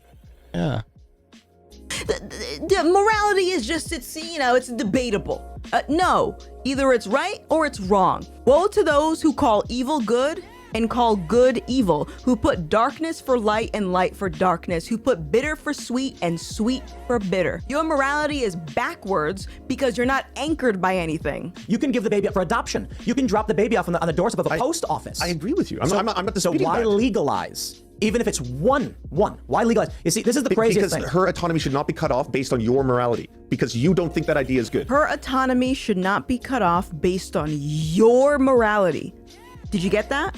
He just acknowledged that he's following a different moral standard than Tim. And this is the problem with atheism, my friends. This is the problem. The simple fact that there is a disagreement in this conversation is the point. I don't think women on the 9th month get abortions with viable living children and then be like, I don't want to kill it. I don't think that happens. I mean, you don't have to think it happens, but statistically it does, because your entire argument is this only happens for reasons of the health of the mother or the health of the unborn child. I said the statistics show that at the 9th month, if a woman is going to have an abortion, it's typically because it's a medical complication that could either endanger her or the child's life. And what I'm saying is there are doctors who will justify that by saying the medical complication is she is depressed. That is literally one of the reasons given in surveys of women. And another reason that is given is that I know if man was going to be. Really quick, really quick. Seamus is Catholic. Yes, Shaman is very Catholic. Montreal Player says morality is fluid. It's whatever serves the person who's telling it. I completely disagree, Monty. I really do. I think there are objective truths about the world and objective truths about what's right and what's wrong, and it's definitely not fluid. And it's definitely not whatever serves the person who's telling it. It's the truth of the universe, frankly, right? Like for instance, how did so many different religions across the world come to the same conclusions about for instance, what do we call this? Monogamy, right? Being married to the same person for the remainder of your life, or murder, not killing your neighbor, right? Or theft, not stealing things from, the people in your community. These things are objectively good rules to impose on society, which is why they're imposed by so many different cultures and so many different religions across the world. Now, to me, this is God speaking to different cultures in different ways. And you can explain that however it is that feels right to you, but morality is not fluid. I vehemently disagree with that.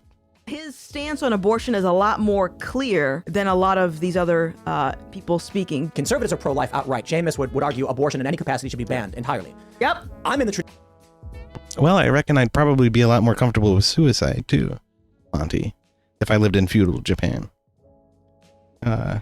Abrams has had to go give her a follow. She's a good one. Absolutely, Abrams. I highly recommend. I'll put this in the chat as well if you want to follow her on YouTube. She usually posts to multiple platforms simultaneously. So.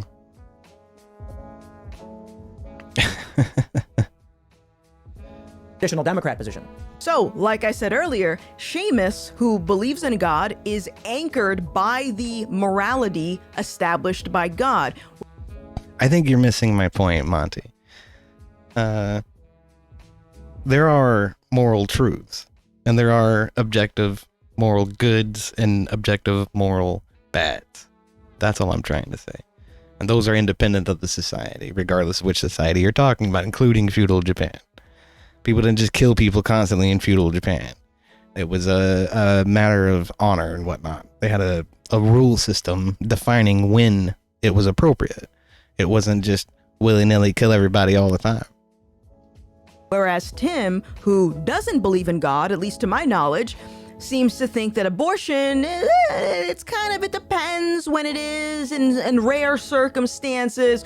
So it's not really grounded. That morality isn't really grounded in objective truth. It's grounded in opinions of other people. So you said I'm pro-abortion. What I'm against is forced birth, and I don't think the state should be forcing women to give birth against their will. Which is Excuse me, I didn't mean to laugh. Sir, forced birth? What do you mean that is literally the function of a woman who's pregnant. And if she's pregnant, that baby's coming out of her regardless. So, okay, forced birth. All right. So on the one hand, you think a woman doing something natural with her body is forcing her. But on the other hand, you think going in with tools to dismember a child is not forceful removal. What are you talking about, man? Like, what is going on? You just said when she is at 8 or 9 months. Okay, so she's at 8 or 9. I said viable. Okay, so it's viable. The baby's viable. She should have to give birth to it in some capacity. C-section, whatever. Define birth, and I can answer your question. Birth. Yo, thank you for the sub, Bandit. 6 months straight. I'll be damned. Thanks, man. Sirs TV is a dipshit. He is indeed. We had KOE in here a minute ago, man. I wish you were here like fucking 10 minutes ago. He was right there. But he stopped by and said hi, and I was like, yeah, we got a Lesto and Bandit. They're 2 of your regulars. But the removal of a child into the world from a mother's womb.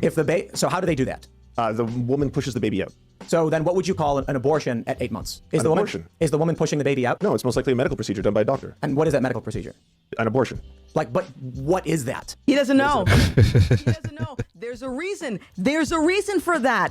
There's a reason that he's asking this question. And again, I don't agree abortion is good in any circumstance. So I disagree with Tim on that. But I like how he is probing with this particular question, because if you know your stuff, you would understand how abortions are actually done. How is it done? Yes. I'm not entirely sure how it's done in 8 months. I know earlier on it's usually done with a series of tools. I don't know how it's done in 8 months. Okay, so your moral argument is forced birth. I'm trying to understand what your position is. If you don't know how an abortion is done, then are you in favor of forced birth? Am I in favor of forced? No, I'm against forced birth. But you think that women should have to expel the baby, right? It's completely fine for me not to know the medical procedure of how abortion is. Okay, so let me stop right here because this is very chaotic. So if you don't understand what Tim is trying to do, he's basically trying to get to the root of why this man thinks it is morally okay, or apparently he thinks it's wrong, but he thinks that a woman should still have the right to do it, which hurts my head. It makes no sense. But he's trying to get to the root of his argument. So if this guy is saying that birth equals a C-section or coming out through the vaginal canal, if that's what birth is, then how is that any different from opening up with a C-section or dismembering the child using tools through the vaginal canal? Because either way, that baby is coming out through the stomach or through the vagina. So if the position is that a woman just doesn't want the baby, then what is the reason for killing the baby as opposed to allowing the baby to naturally come out? Because it's going to come out regardless. And at that point, if the woman doesn't want the baby, we have a lot of people that would take those babies. Okay? So what is the argument here? I'm not understanding it. And the fact that he is not educated on what abortion procedures entail goes to show you that this is, again, the result of demoralization. The facts don't matter. And actually, the facts are so irrelevant that one doesn't find it necessary to even inform themselves on what the truth is. They're just sort of regurgitating this script. Yeah, I don't know what goes into an abortion procedure, but I think it's a woman's right. Like, hello? I got a compromise for you. We'll tell the mother we killed it, but we'll sneak it off and give it to someone else. Does that work for you? No, because I still think she should have autonomy. She should have the right to do it if she wants to. Of course. She should kill. Her reaction to that is still classic, dude. Hold on, like. Autonomy. She should have the right to do it if she wants to. Of course. Pray for this man. Pray for this man. Wow. Wow. Oh, he's already lost Gothics. He's far too far gone. Here, the argument isn't whether or not a woman should be forced to give birth. The argument is you want that baby dead. That's the argument. Because as you just said, we just tell her the baby's dead, but actually sneak it away and take it somewhere safe. Nope, it's still her choice. What? Oh, the baby after she's already born? I don't want her to kill a baby. I want her to Why have. do you keep saying it? Because I want her to have the ability to choose. That's different, and that is a fundamental part of this. The baby's out of her body, right? Forcibly. In your scenario. No. Let's say 24 weeks. The woman goes to the doctor and says, I want this baby out of me. And what if she says, I don't want to have this baby? I don't want to have this baby. Okay. Okay. And the doctor says, I will remove it. Okay. Oh, the baby's alive. What do we do? So you forced her to give birth? No. She said, doctor, I'd like an abortion. He says, you got it. Step right up. He's lying to her. No. He does the abortion and it fails. And an abortion is terminating a pregnancy. So there's no such thing as a trick abortion. You can trick. But there is such thing as failed abortions. Do you get that? Yeah, apparently not. Apparently, Cersei dude is completely ignorant of that fact. What I really find interesting about these cases is as a lot of them go on to become pro-life advocates. Again, Not yet, Bandit. We're getting there. Don't spoil it. Hold on. procedure, because if he was, he would recognize that that is something that happens a lot. They're called failed abortions. Failed abortions? Yes. Where doctors trick women into taking the baby? No. So when there have been a couple of different Born Alive acts in different years, but what they basically say is that if the abortion fails, it is not legal to kill the child. Wasn't that Republicans were trying to pass a law? Republicans were trying to pass that. That was one of the only things Obama voted on in the Senate. He voted against it. Obama voted against it. But you would be in favor of that. In favor of what? The Born Alive Act. I'm not completely familiar with it, so if an infant is born alive after an attempted abortion, it has the same protection of law and degree as a newborn. Yeah, I would be okay with that because at that point it's a human. If you're killing a person that is alive outside of a womb, then that's murder, right? Yeah.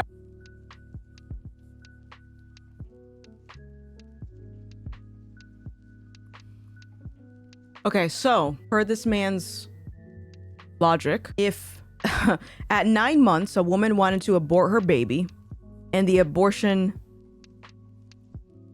executioner said, okay, I'm gonna do it, but it fails and that baby actually survives, to him it would be wrong to kill that baby because it survived. Again, at 9 months, a failed abortion, it's wrong to kill that baby after an abortion failed since it's out of the woman. But as long as it's in the woman at 9 months, it would be okay to kill that baby. Woo! Okay. All right, that's what we're going with. Yeah, I agree. Can I ask you, this is not a gotcha.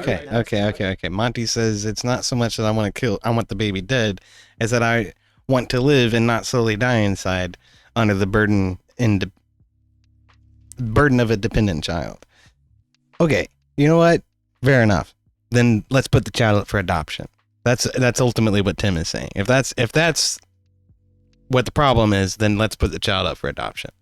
Why is that such a bad thing? I mean, we do this already. There's already a system in place for mothers to put their children up for adoption before they're even born. And there's like 3 different pathways that you can go through in order to accomplish that. One of those involves having a strong relationship with the adoptive parents. And one of those involves, just sort of knowing who they are and that they're not fucking criminals, but not actually talking to them. And the other one is that you have absolutely no contact or knowledge of who those parents are at all. Any way you want to play it, we have the system in place to accomplish that. So what's wrong with doing that? Live streaming the invasion, asking for a friend, says Abrams. What invasion? You mean the fucking southern border? Yikes. I don't know what's going on down there right now.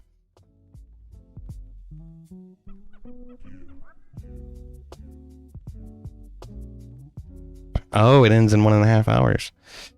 Yikes. All right. I'll look for somebody covering that, but I really want to get through more of this Gothics video. Let's let this go. I want to ask in good faith. So, yeah, of course. You believe that the moment after the child is outside of the birth canal, that they are now endowed with human rights. Yes. However, when they are inside of the mother, literally anything you do to them is acceptable because they're inside of the mother. I just said this. I haven't watched this before, by the way. So really quickly, I want to read you something.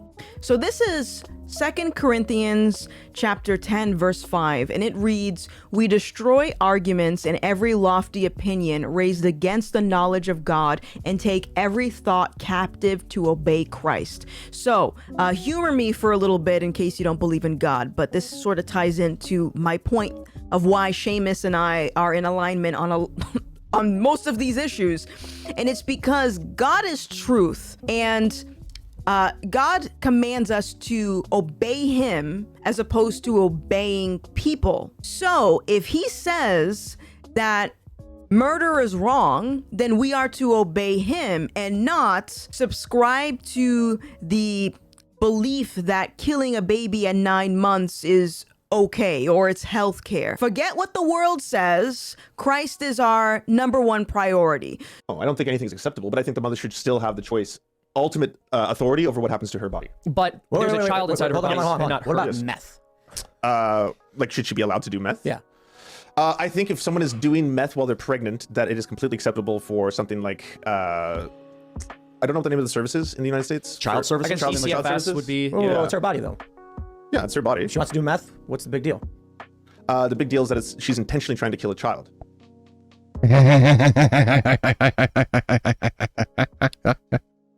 Hold on. Hold on. I gotta do it again. Doing meth while they're pregnant, that it is completely acceptable for something like, I don't know what the name of the services in the United States. Child services? I guess CCFS would be... Oh, it's her body, though. Yeah, it's her body. If she wants to do meth, what's the big deal? The big deal is that she's intentionally trying to kill a child. Hold on there. This guy isn't even realizing that he just demolished his previous arguments. All right, I think that's enough on the abortion conversation. So See, that's what everybody's talking about, man. That's why Gothics didn't even bother. I mean, he's completely full of shit. He completely 180'd on himself when Smith got involved. It's ridiculous. How they, and this is what I'm talking about, right? Like, and she gets deeper into this when they start talking about gender affirming care. But Democrats are so left-leaning progressives, okay? Like the really strongly ideological ones, right? Are so caught up in the narrative and in the propaganda that they're trying to espouse that they don't even pay attention to the arguments that they're fucking making and how they might relate to one another. It just doesn't even register, right? It's ultimately, oh, it's her body, it's her choice. Like, who cares?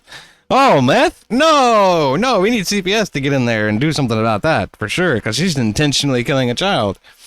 But these types of logical incongruencies just don't even fucking register because they're so caught up in trying to support that narrative and trying to be part of that new thing that liberal hive mind was talking about.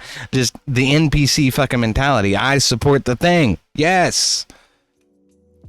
Her body, her choice. Yes. Except if meth is involved. If her choice is meth, then we need to get the police in there. To get to where they start talking about transgenderism. Why is it that you push propaganda when it comes to trans people? Like what? That is so far beyond the pale. Like what? Okay, let's start with gender affirming care. Gender affirming care, you're very, very against. I've heard you call it mutilation. I don't call it mutilation. I've never said that. That's what you say on your show. I do. No, I don't know if he does. I call it mutilating children. I call it child sex change. When you were talking about Dwayne Wade moving his family, someone in the crowd said, "Why are you mutilating your son?" That was a quote from someone else. I didn't say that. I call it. But then you made. And I've explicitly said I don't take the right agitator approach of calling it mutilation because that's not effective in having a conversation. I will plainly call it a child sex change as what it is. I'm not. Okay, again, I loved him, disagree with him on this stance, and as you can see, if you notice the pattern, I agree with Seamus. I do think that gender affirming care is mutilation.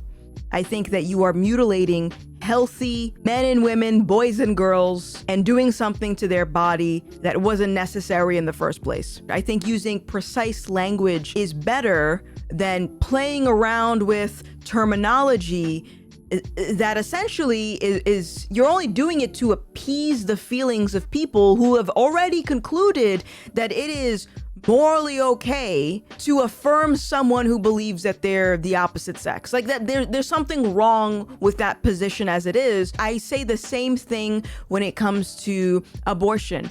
I don't know, Abrams. I don't know. Language and calling it murder. I'd be surprised if she wasn't married, to be frank. But let's let her go. Jarring to a lot of people, it's precise because you are murdering innocent life. Actually, I've recently upgraded and I started calling it child sacrifice because I'm 100% on board with that. a child to do blank. Whatever the reason is, you're sacrificing a baby. So again, I think using precise language is important because there is nothing about gender affirming care or calling it a child sex change that argues it isn't mutilation. So for those who are watching this on Rumble and on Locals, I'm going to give you a timer because I'm going to show you some photos really quickly and it's going to be really disturbing. So okay. Let me backtrack just a little bit here.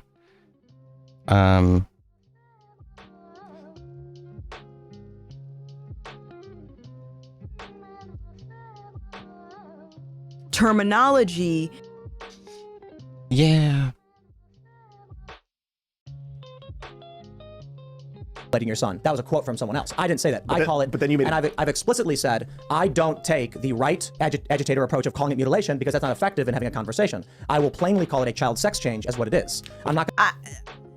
Okay. Again, I loved him. Disagree with him on this stance. And as you can see, if you notice the pattern, I agree with Seamus. I do think that gender affirming care is mutilation.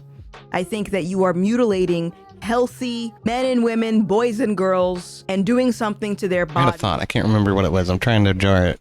I think using precise language is better than playing around with terminology that essentially is you're only doing it to appease the feelings of people who have already concluded that it is morally okay to affirm someone who believes that they're the opposite sex. Like that there's something wrong with that position as it is. I say the same thing when it comes to abortion.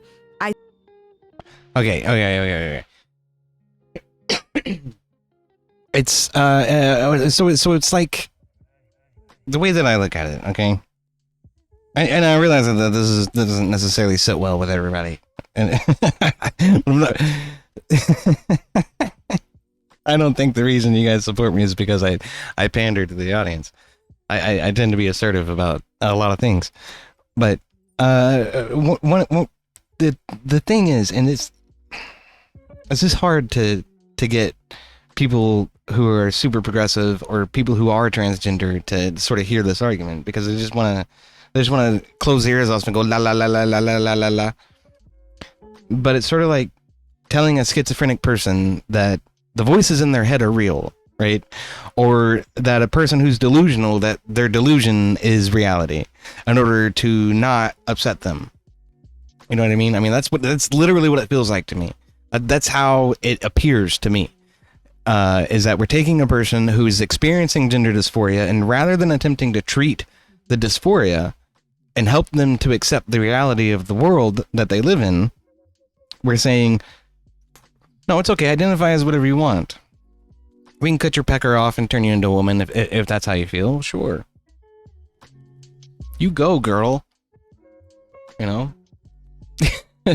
And I feel like this is a morally reprehensible position, and it seems to be exceptionally popular, particularly among people on Twitch and people in left-leaning communities. And that shit is bonkers to me. It's bonkers. Okay, it is like precisely the opposite of what we should be doing. We should be trying to encourage these people to embrace the reality of the situation that they've been born into, particularly if they're young, particularly if, you know, they're preteens and they're already confused by hormones and everything else that goes on at that age. And it seems morally reprehensible. It seems evil to me to take that position. And I feel like there's way too many people who willingly take that position. Not any of you guys. Maybe Monty, I'm not sure. But maybe Bam. Pretty sure Bam does as well. And it's like I feel that is wrong. That is the wrong thing to do. And I realize it's because you want to develop a community that's accepting and that welcomes all people. And it's not like I'm trying to tell trans people that they're invalid, which is normally the pushback that one would receive for saying such things. That's not at all what I'm saying. You're absolutely a valid person. What's invalid is this perception that you were born in the wrong body. That's the invalidity. And we can approach that a number of ways. If after a reasonable effort has been made to try and treat your gender dysphoria, it does not subsist, and you are an adult, then go ahead, go do HRT and go get the surgeries, live your best life, okay? But at least society should be encouraging people to make an effort to correct that, rather than encouraging them to embrace it. Which seems to be the way we're going. I think that's wrong. I really do. I think using precise language and calling it murder, although it's jarring to a lot of people, it's precise because you are murdering innocent life. Actually, I've recently upgraded and I started calling it child sacrifice because you are sacrificing a child to do blank. Whatever the reason is, you're sacrificing a baby. So again, I think using precise language is important because there is nothing about gender affirming care or calling it a child sex change that argues it isn't mutilation. So for those who are watching this on Rumble and on Locals, I'm going to give you a timer because I'm going to show you some photos really quickly and it's going to be really disturbing. So if you're not interested in seeing this, skip ahead to this timestamp so you don't have to watch what I'm going to display. But if you are watching this video on YouTube, I'm going to have this blurred because YouTube doesn't want me to show you what gender affirming care actually and we're on YouTube, so. Does this look caring to you? Like I said, I've got this in the Discord. I posted it in the chat earlier on Rumble, where you can actually see these pictures. It is disturbing, though. It is some disturbing stuff. It is not good. Does this look like this person is living their true self now?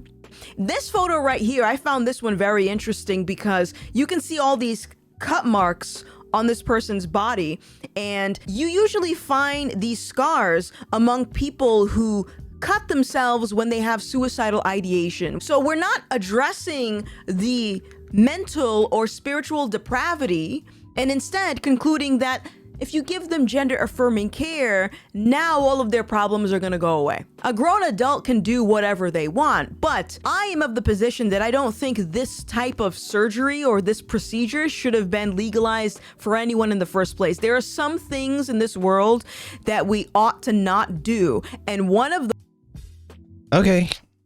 You know what, Bam? That's admirable, frankly. She says, to be clear, Bam does not advocate for any medical intervention beyond hormone blockers for anyone under 18. And even that has a lot of stipulations.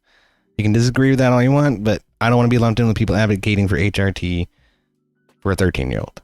Fair enough. Fair enough. I think I've been pretty clear about how I feel about it. I think a reasonable effort should be made to try to correct the gender dysphoria before we start even engaging in something like hormone blockers. But that's my position. Those things is playing God. If someone is trans and they're young, and until they're about 10 years old before they go through puberty, gender affirming care would be in the form of you using different pronouns, preferred pronouns, and allowing them to dress differently. Yeah, I don't care about that. Do you have a problem with that? Does anyone here? Yes, I do. Yes, I do. Okay, so both of you don't. Right. See, again, you notice the pattern. Aside from surgery and hormones, if a boy thinks he's a girl, we just call that boy a girl. Absolutely not. No, Jen, she was saying that in the picture that she was showing, it appeared that people who conceive of suicidation would cut themselves in such a way. To me, it seems what she's actually talking about is actually masochism, but people get pleasure out of cutting themselves. Yes, I do. Okay, so both of you don't. Right. See, again, you notice the pattern aside from surgery and Like I was saying, that video on Rumble is in the Discord and interviews, podcasts, and debates in the long form content section, because this is about 38 minutes long. Usually, if it's less than 30 minutes, I'll put it somewhere else. But if it's over 30 minutes, I'll put it in the long form section of the Discord. Yes, I do. Okay, so both of you don't. Right. See, again, you notice the pattern. Aside from surgery and hormones, if a boy thinks he's a girl, we just call that boy a girl. Absolutely not. But again, Seamus and I are both grounded by a moral arbiter of the universe, whereas these other individuals, to my knowledge, don't believe in God.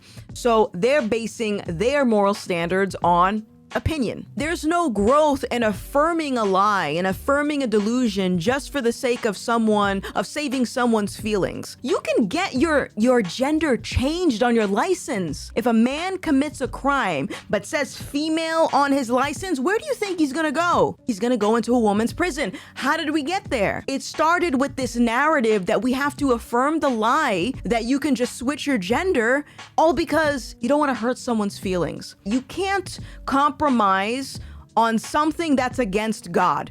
And if you don't agree with God or you don't believe in God, that's fine. Call it woke if you want to.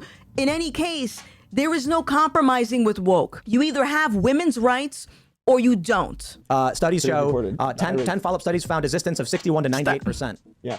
Can you click on the Wikipedia article? What annoys me about this conversation is we're even having the conversation. We could argue that people throughout history have had issues dealing with their identity and they've always been gender dysphoric throughout history. Okay, fine, we can have that argument.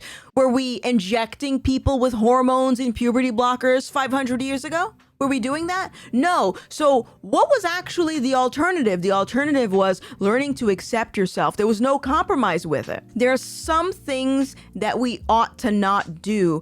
And it's crazy to me that people think they can play God with this trans stuff and think that there's not going to be some serious ramifications down the long run, both for the individual and for society as a whole. There's another quote that I want to read, or verse, I should say. And this was in Romans chapter 1, verse. If he says acting like woke is equal to atheist is dishonest at best. Why is that? Woke certainly isn't Christian. I'll tell you that. And it reads, furthermore, just as they did not think it was worthwhile to retain the knowledge of God, so God gave them over to a depraved mind so that they do what ought not to be done. If someone doesn't believe in God, eventually they're going to make something else their God. For a lot of well, fair enough, Jen. the science. That's fair enough. That's fair enough. I think what Gothix is getting at is that promoting atheism and encouraging a secular America is actually allowed this woke bullshit ideology to rise through the froth and come out as the cream on top. This is what we're focused on now. This is what the moral left is leading us to. This is how the left defines morality is woke ideology. And if it wasn't for atheism, then that would have never happened. That's what she's trying to explain by pointing that out. She's not trying to say that every atheist is woke. The science is their God. Yeah, the same science that can't give a clear answer as to what a woman is. Sometimes.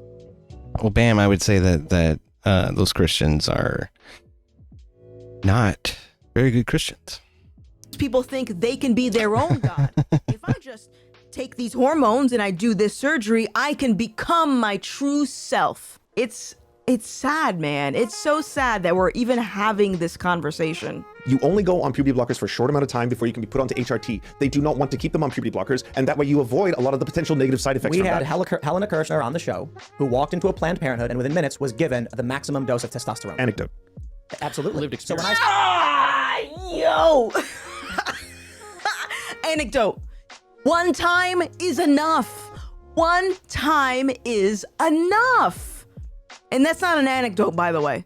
That is, oh my goodness. Well, this is what I'm talking about, Heavy, when I say that those people aren't very good Christians. He says shit tons of BLM and LGBT and alike are Christians. Well, BLM aside, okay? I can understand a lot of BLM being Christians. But queer folk are not good Christians. I'm sorry. There's not. That's all there is to it. That is antithetical to what morality is defined as in the Bible, right? So I'm not saying that they're bad people, but as Christians, they are a poor example. That's all I mean. I don't know what I think. I think there is a trans genocide. Okay. And I think it's you. Okay. Because you're sterilizing a lot of these people. How so? I mean, they're literally sterilizing them. How so? How so? He says, how so?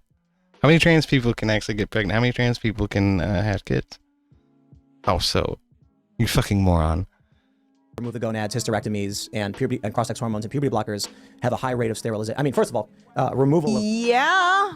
When they say this is a trans genocide, the irony about that statement is that people who support trans-affirming care are advocating for a genocide, and it's because you're literally sterilizing them. You're literally cutting off their peepees, or you're sewing up their vaginas, and you're giving them drugs that's going to make them sterile. Eventually, if you let that play out for a few years, you're gonna have a decrease in population. If I could maybe even be a little bit more precise with my language, maybe I could say this is voluntary eugenics. Yeah, voluntary eugenics.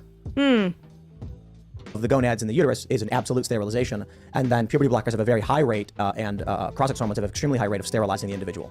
So these people can no longer reproduce. That's genocide. Is this the joke you're gonna go for? Joke? That's not a joke, bro. That's not a joke, my dude. You are removing these people's ability to reproduce.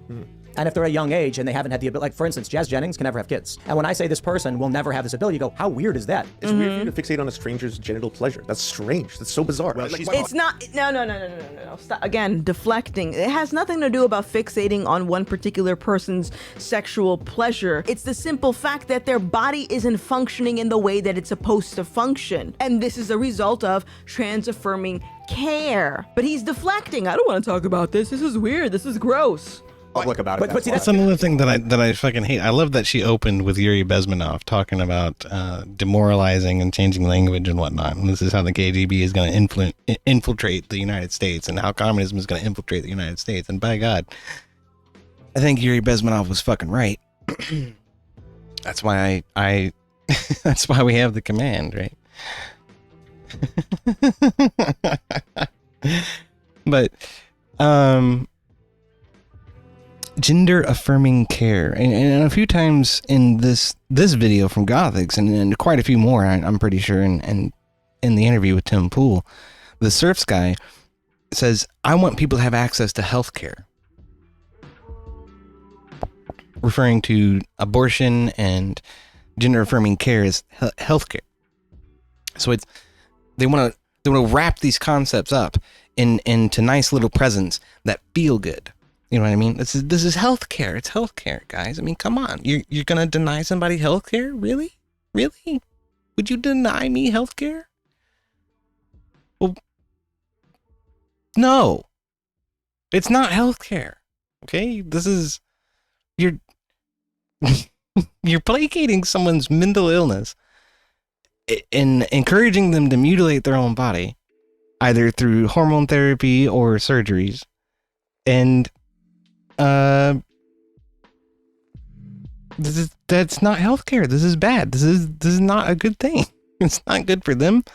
These folks don't lead very fulfilling, good lives, and it's not because of what society did to them. It's because of what the doctors did to them. Okay, that's the reality of the fucking situation. Suicidation in the trans community is a multifaceted issue, but the most contributive part of it, I am fairly certain and very willing to say, is that the results are not the fantasy that led that person in order to make that decision. You see what I'm saying? It never works out. It's like going to McDonald's. When you look at the menu, you see that Big Mac. It's all plump and juicy and delicious. But what they actually give you in the box is some piece of shit fucking 2-patty burger that's been sitting around on a plate warmer for 3 hours, you know, and it's fucking disgusting. That's what happens when people actually go through this and they take these steps. And obviously, if you've done this to your body now and there's no going back, why are we encouraging people to do this? You see what I'm saying? Like, what is wrong with society these days? This is why more and more Christian stuff has been featured on the show, honestly. I am disgusted and confused, and I don't know what else to do except to say that I think that this is wrong. So here we are.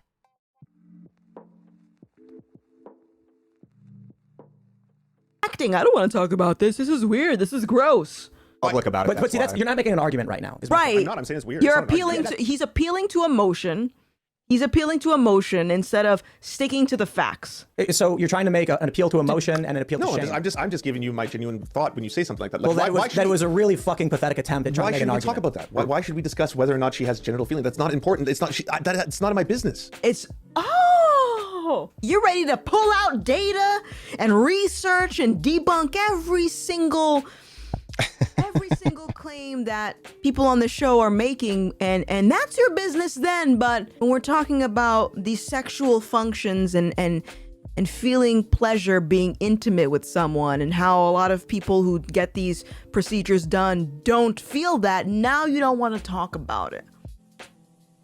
So let's focus then on the sterilizing of the individual. Are you okay with that? Like, you are removing teenagers' ability to have children. I'm not doing anything. I'm not a doctor, Tim. I don't have the ability to do this. Right? I support people having access to healthcare. Of course. You support people having access to health care, even though you are supporting an ideology that is leading to people having complications with health. But those complications are none of your business if it doesn't align with the narrative that you've already subscribed to. James chapter 1 verse 8 reads, "He is a double-minded man, unstable in all his ways." And if you listen to this guy's arguments, he is very much unstable in his arguments. It's like, yeah, I don't agree with it, but I think they should do it. Yeah, it's my business here, but it's not my business here. It's like this back and forth. There's no intellectual consistency. It's sort of just like up in the air, and it will change at any moment. It's just so unstable. It's not consistent, and this is the result of not having a moral authority above human civilization or above your own opinion. Let's try again. You seem scared of this. Do you believe that parents and doctors should have the ability to remove the ability of a child for future reproduction? They should have the ability to give them access to healthcare. Of course they should. So why do you keep saying like that? You're implying that every single gender-affirming care results in sterilization. That is not true at all. I said the removal There's of also people who are trans that never get bottom surgery. You seem very scared of this. It's scaring you. How am I afraid to? Because you keep deflecting when I ask you. He seems very scared of this. I'm sorry, guys. Well, I mean, I'm not sorry because I love this conversation, but I want to pause right here. And Tim is calling this guy out because it seems that his guest is very scared of this conversation. John chapter 3, verse 20 through 21, it reads this: "Everyone who does evil hates the light and will not come into the light for fear that their deeds will be exposed." This guy right here, Tim, he doesn't know God. From based on what I've seen, but he is pursuing truth. Tim has spoken lightly about being a Christian. I'm pretty sure he's Christian, but so let's a Protestant. I mean, praying for Tim, but this other guy keeps deflecting, doesn't want to talk about it. Now it's none of my business. Why? We have to get this idea out of our head that we're not allowed to change our mind, that we're not allowed to reconsider our beliefs out of fear that we're going to be exposed as a liar or a bad person. Like, we have to just get over that and accept the fact that we don't know everything. I can kind of see your argument, because if a kid was a straight kid, just a kid, and they were like a 12-year-old girl, and she was like, I don't want to have babies when I'm older, and the mom was like, okay, then we'll sterilize you right now, and they went and had the kid had a hysterectomy. I think that's illegal. I don't know, but I would imagine society needs to protect little kids from crazy parents that are like, just because a 12-year-old says they don't have babies later in life. So the fact that you would fucking think, Ian, is sterilizing as a byproduct, I think should be taken into account with the whole procedure. I think that's still something that comes down to the individual and what they choose to do. And if someone is like, I want to have gender-affirming care, knowing the risks, then why is that my business? It's the same. Bro! This guy he's contradicting himself. It's not my business to talk about the sexual health as it pertains to someone that has these procedures done. Then he's also saying, as long as they understand the risks. That's the point, my dude, is that a lot of people don't understand the risks because they're listening to individuals like you that seem to think that this is a walk in the park. That's the exact argument is oh my goodness. If someone had an appendix. Listo says religion doesn't matter in this conversation. It isn't right to do permanent damage to children. Listo, that's exactly why religion is important to this conversation. Is what does it mean to damage children? This is where we in the left are going to disagree. Okay? Because to you and I, hormone therapy to an 8-year-old is damaging a child, but to a doctor who believes in and practices and espouses quote-unquote gender-affirming care for minors, it's helping the child to fulfill their internal identity, I suppose. I'm really unclear on the justifications that medical professionals use to fucking espouse this garbage, but that's where the problem lies, and that's why religion is an important part of the debate in my mind, is because as a Christian, I understand that, you know, it's incumbent upon the mother and the father to guide the child into the ways of the world and to teach them this is how you deal with society, and this is how you deal with adversity, and this is how you overcome and strive and adapt and persevere. That's the whole point of being a parent, right? Because the child is incapable of making responsible decisions. And so it's incumbent on the parent to teach the child how to do that.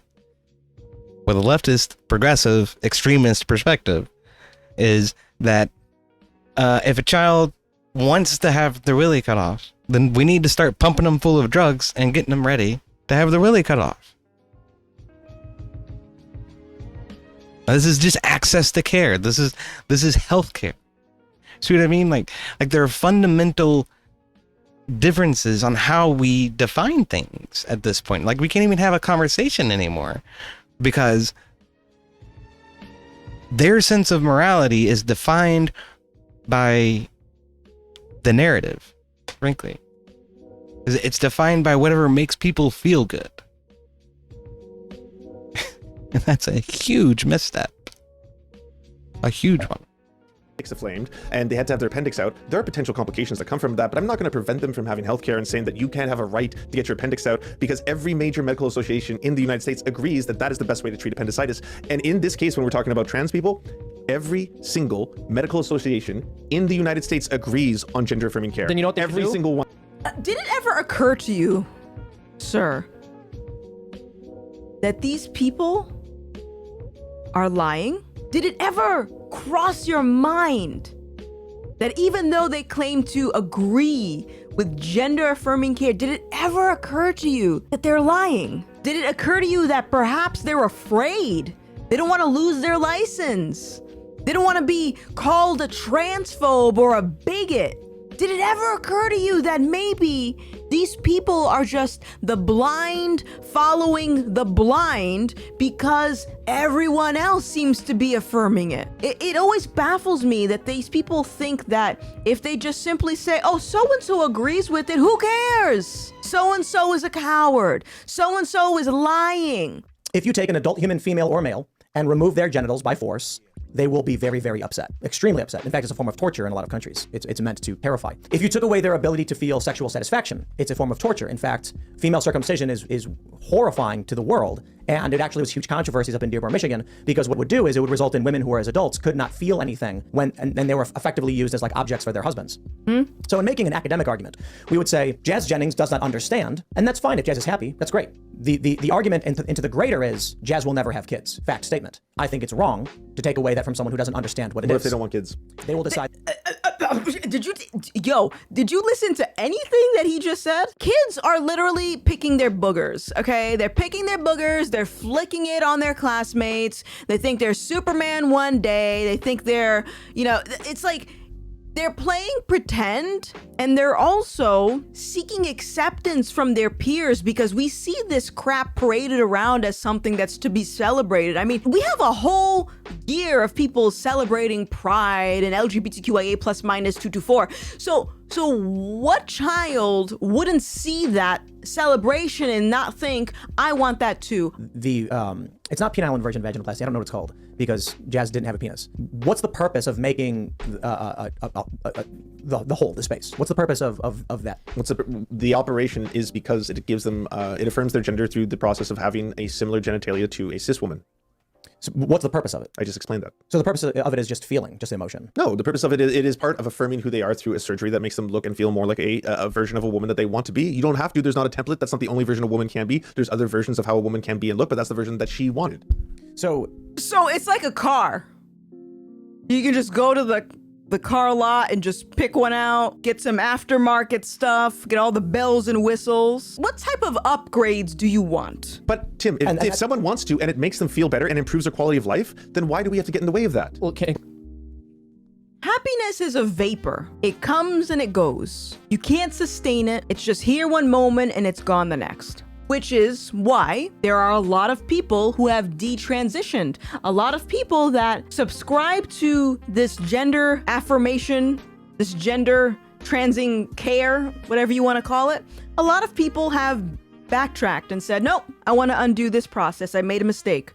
Why is that? I can't speak for them, but if the initial motivation was to chase happiness, then I can only assume that perhaps that happiness dissipated after a while. It's just gone. But this guy seems to think as long as it makes you happy, do it. That is the worst advice you could ever give to someone. Because I can think of a lot of situations where people have done things that made them happy, but it hurt them in the long run. Right, so my position is for adults, I agree. And I had the argument with Tom Fitton. He said it should be banned outright. I disagree. But overwhelmingly, when you look at the data... Hold on. So Tim says that he doesn't agree with transing the kids, but he does think that gender transition should be something that's available to adults, which doesn't make much sense to me, but I'm gonna try to unpack this. If we're going based off of the narrative that trans activists give us, the narrative of this whole trans ideology, the narrative is this: trans affirming care is life-saving. So if that's what we're saying, and we're claiming that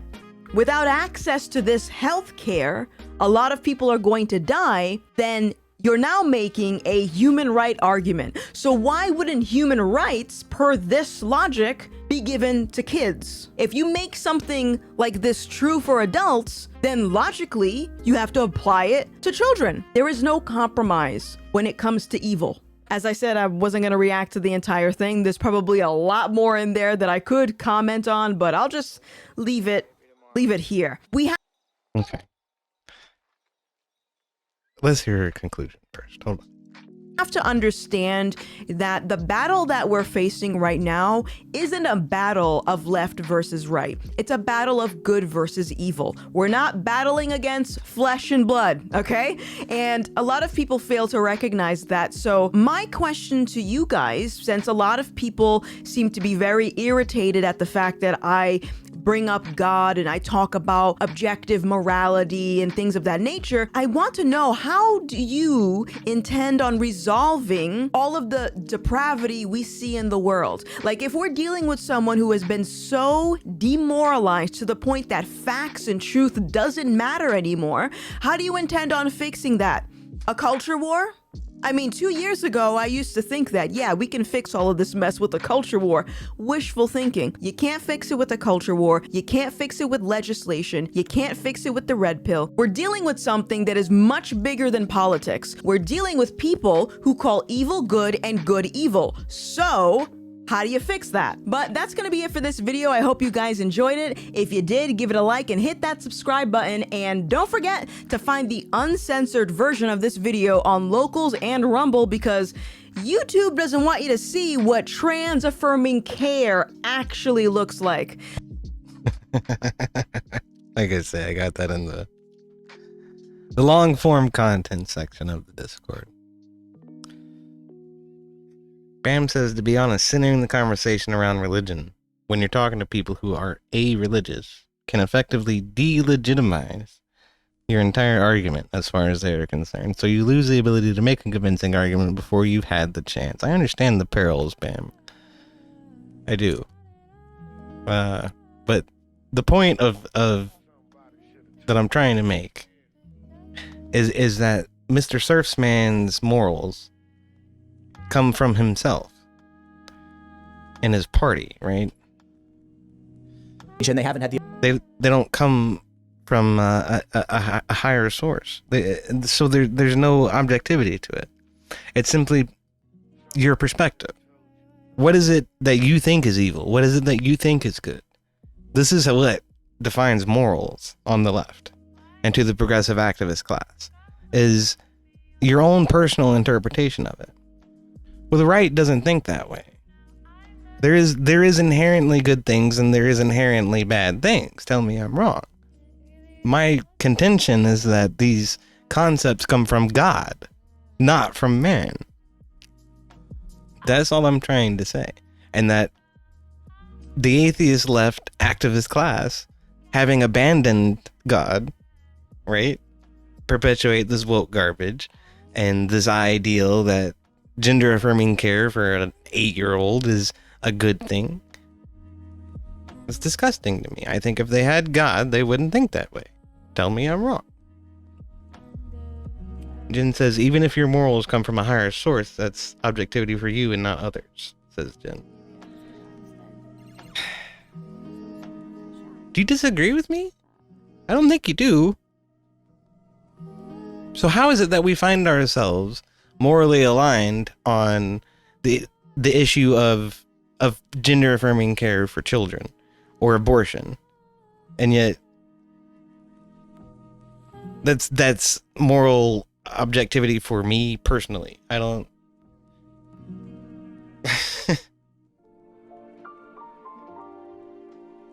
I don't understand. I don't get it.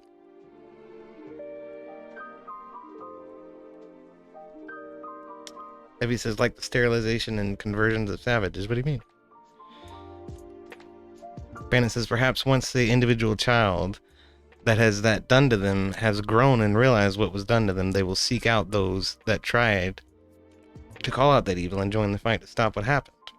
There are a lot of people who detransition. There are a lot of people who regret going to such extents to alter their bodies to satiate their problems. But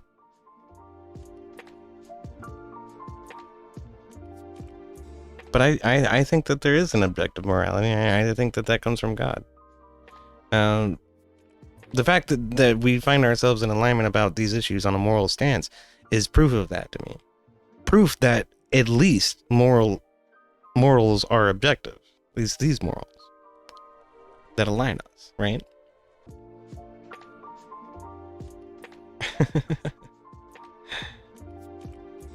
You can call me crazy if you want. Dobry says, cut Biden's pee-pee. Yeah, that's probably a good idea considering what he's trying to do with it sometimes.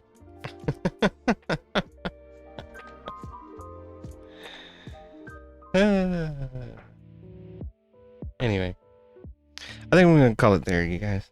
It's a short night, but we had a good time.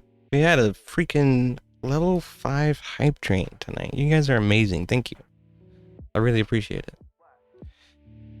And I'm sorry if me pointing out that I think objective morals come from God is offensive.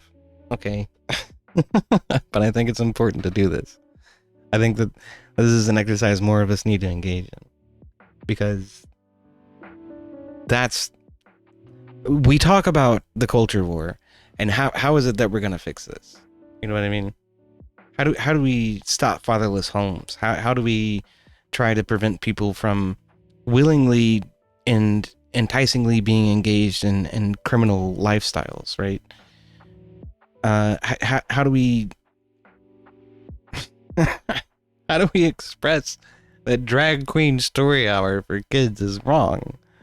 And I'm like, it's been obvious. It's hanging around my neck every time I fucking stream. You know, it's every day I get up out of the bed. We have to espouse where the moral authority actually lies. And it's not with man. It is beyond man, in the very least. So, and by man I mean humans. Excuse me, I need to clarify that these days, because otherwise I sound like a sexist, right? Anyway, I guess we're gonna raid into Wobbly. I haven't done that yet. I haven't had a chance to. He never streams at night, but now he's doing this movie thing. So we're gonna watch. Who's it, Jerry Lewis or Dean Martin? Not sure. We're gonna raid into Wobbly, I think. Hell, I got raided in here in the first place. But that's who we're gonna raid.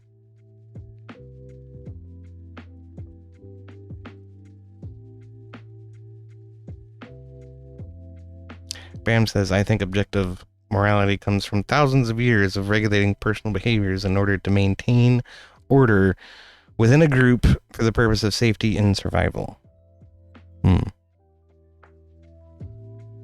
We've been practicing it for thousands of years. That's true. I just wonder where it came from in the first place, Bam. That was what I was pointing out. And it says this topic is why we push the Christian morals. Without it, society will make whatever it wants to be moral. Indeed. Abram says, been a hoot. All right, cheers, man. Cheers to everybody. Thank you all for coming out, and thank you for hanging out with me. We're gonna raid over to So Wobbly, watching some old classic movies where these types of debates didn't even have to happen. Remembering the good old days. Leslie says, you gonna stick around? I don't know, maybe a little bit. I think Heavy was in the chat for a second there, but I guess not now. Anyway, y'all stick with me for the raid. Thank you so much for all the support today. I really do appreciate it. It is fantastic that you guys appreciate what I do. I do appreciate it. Thank you. Much love and admiration. And I will see you guys around. I'll still be doing this. We're still gonna have the Friday stream tomorrow. We're still gonna hang out. You can give me shit for trying to push my religion onto you if you like. Come back tomorrow at 8. Anyway, I love you guys. You all having a nice night, and I'll see you around. Hopefully tomorrow.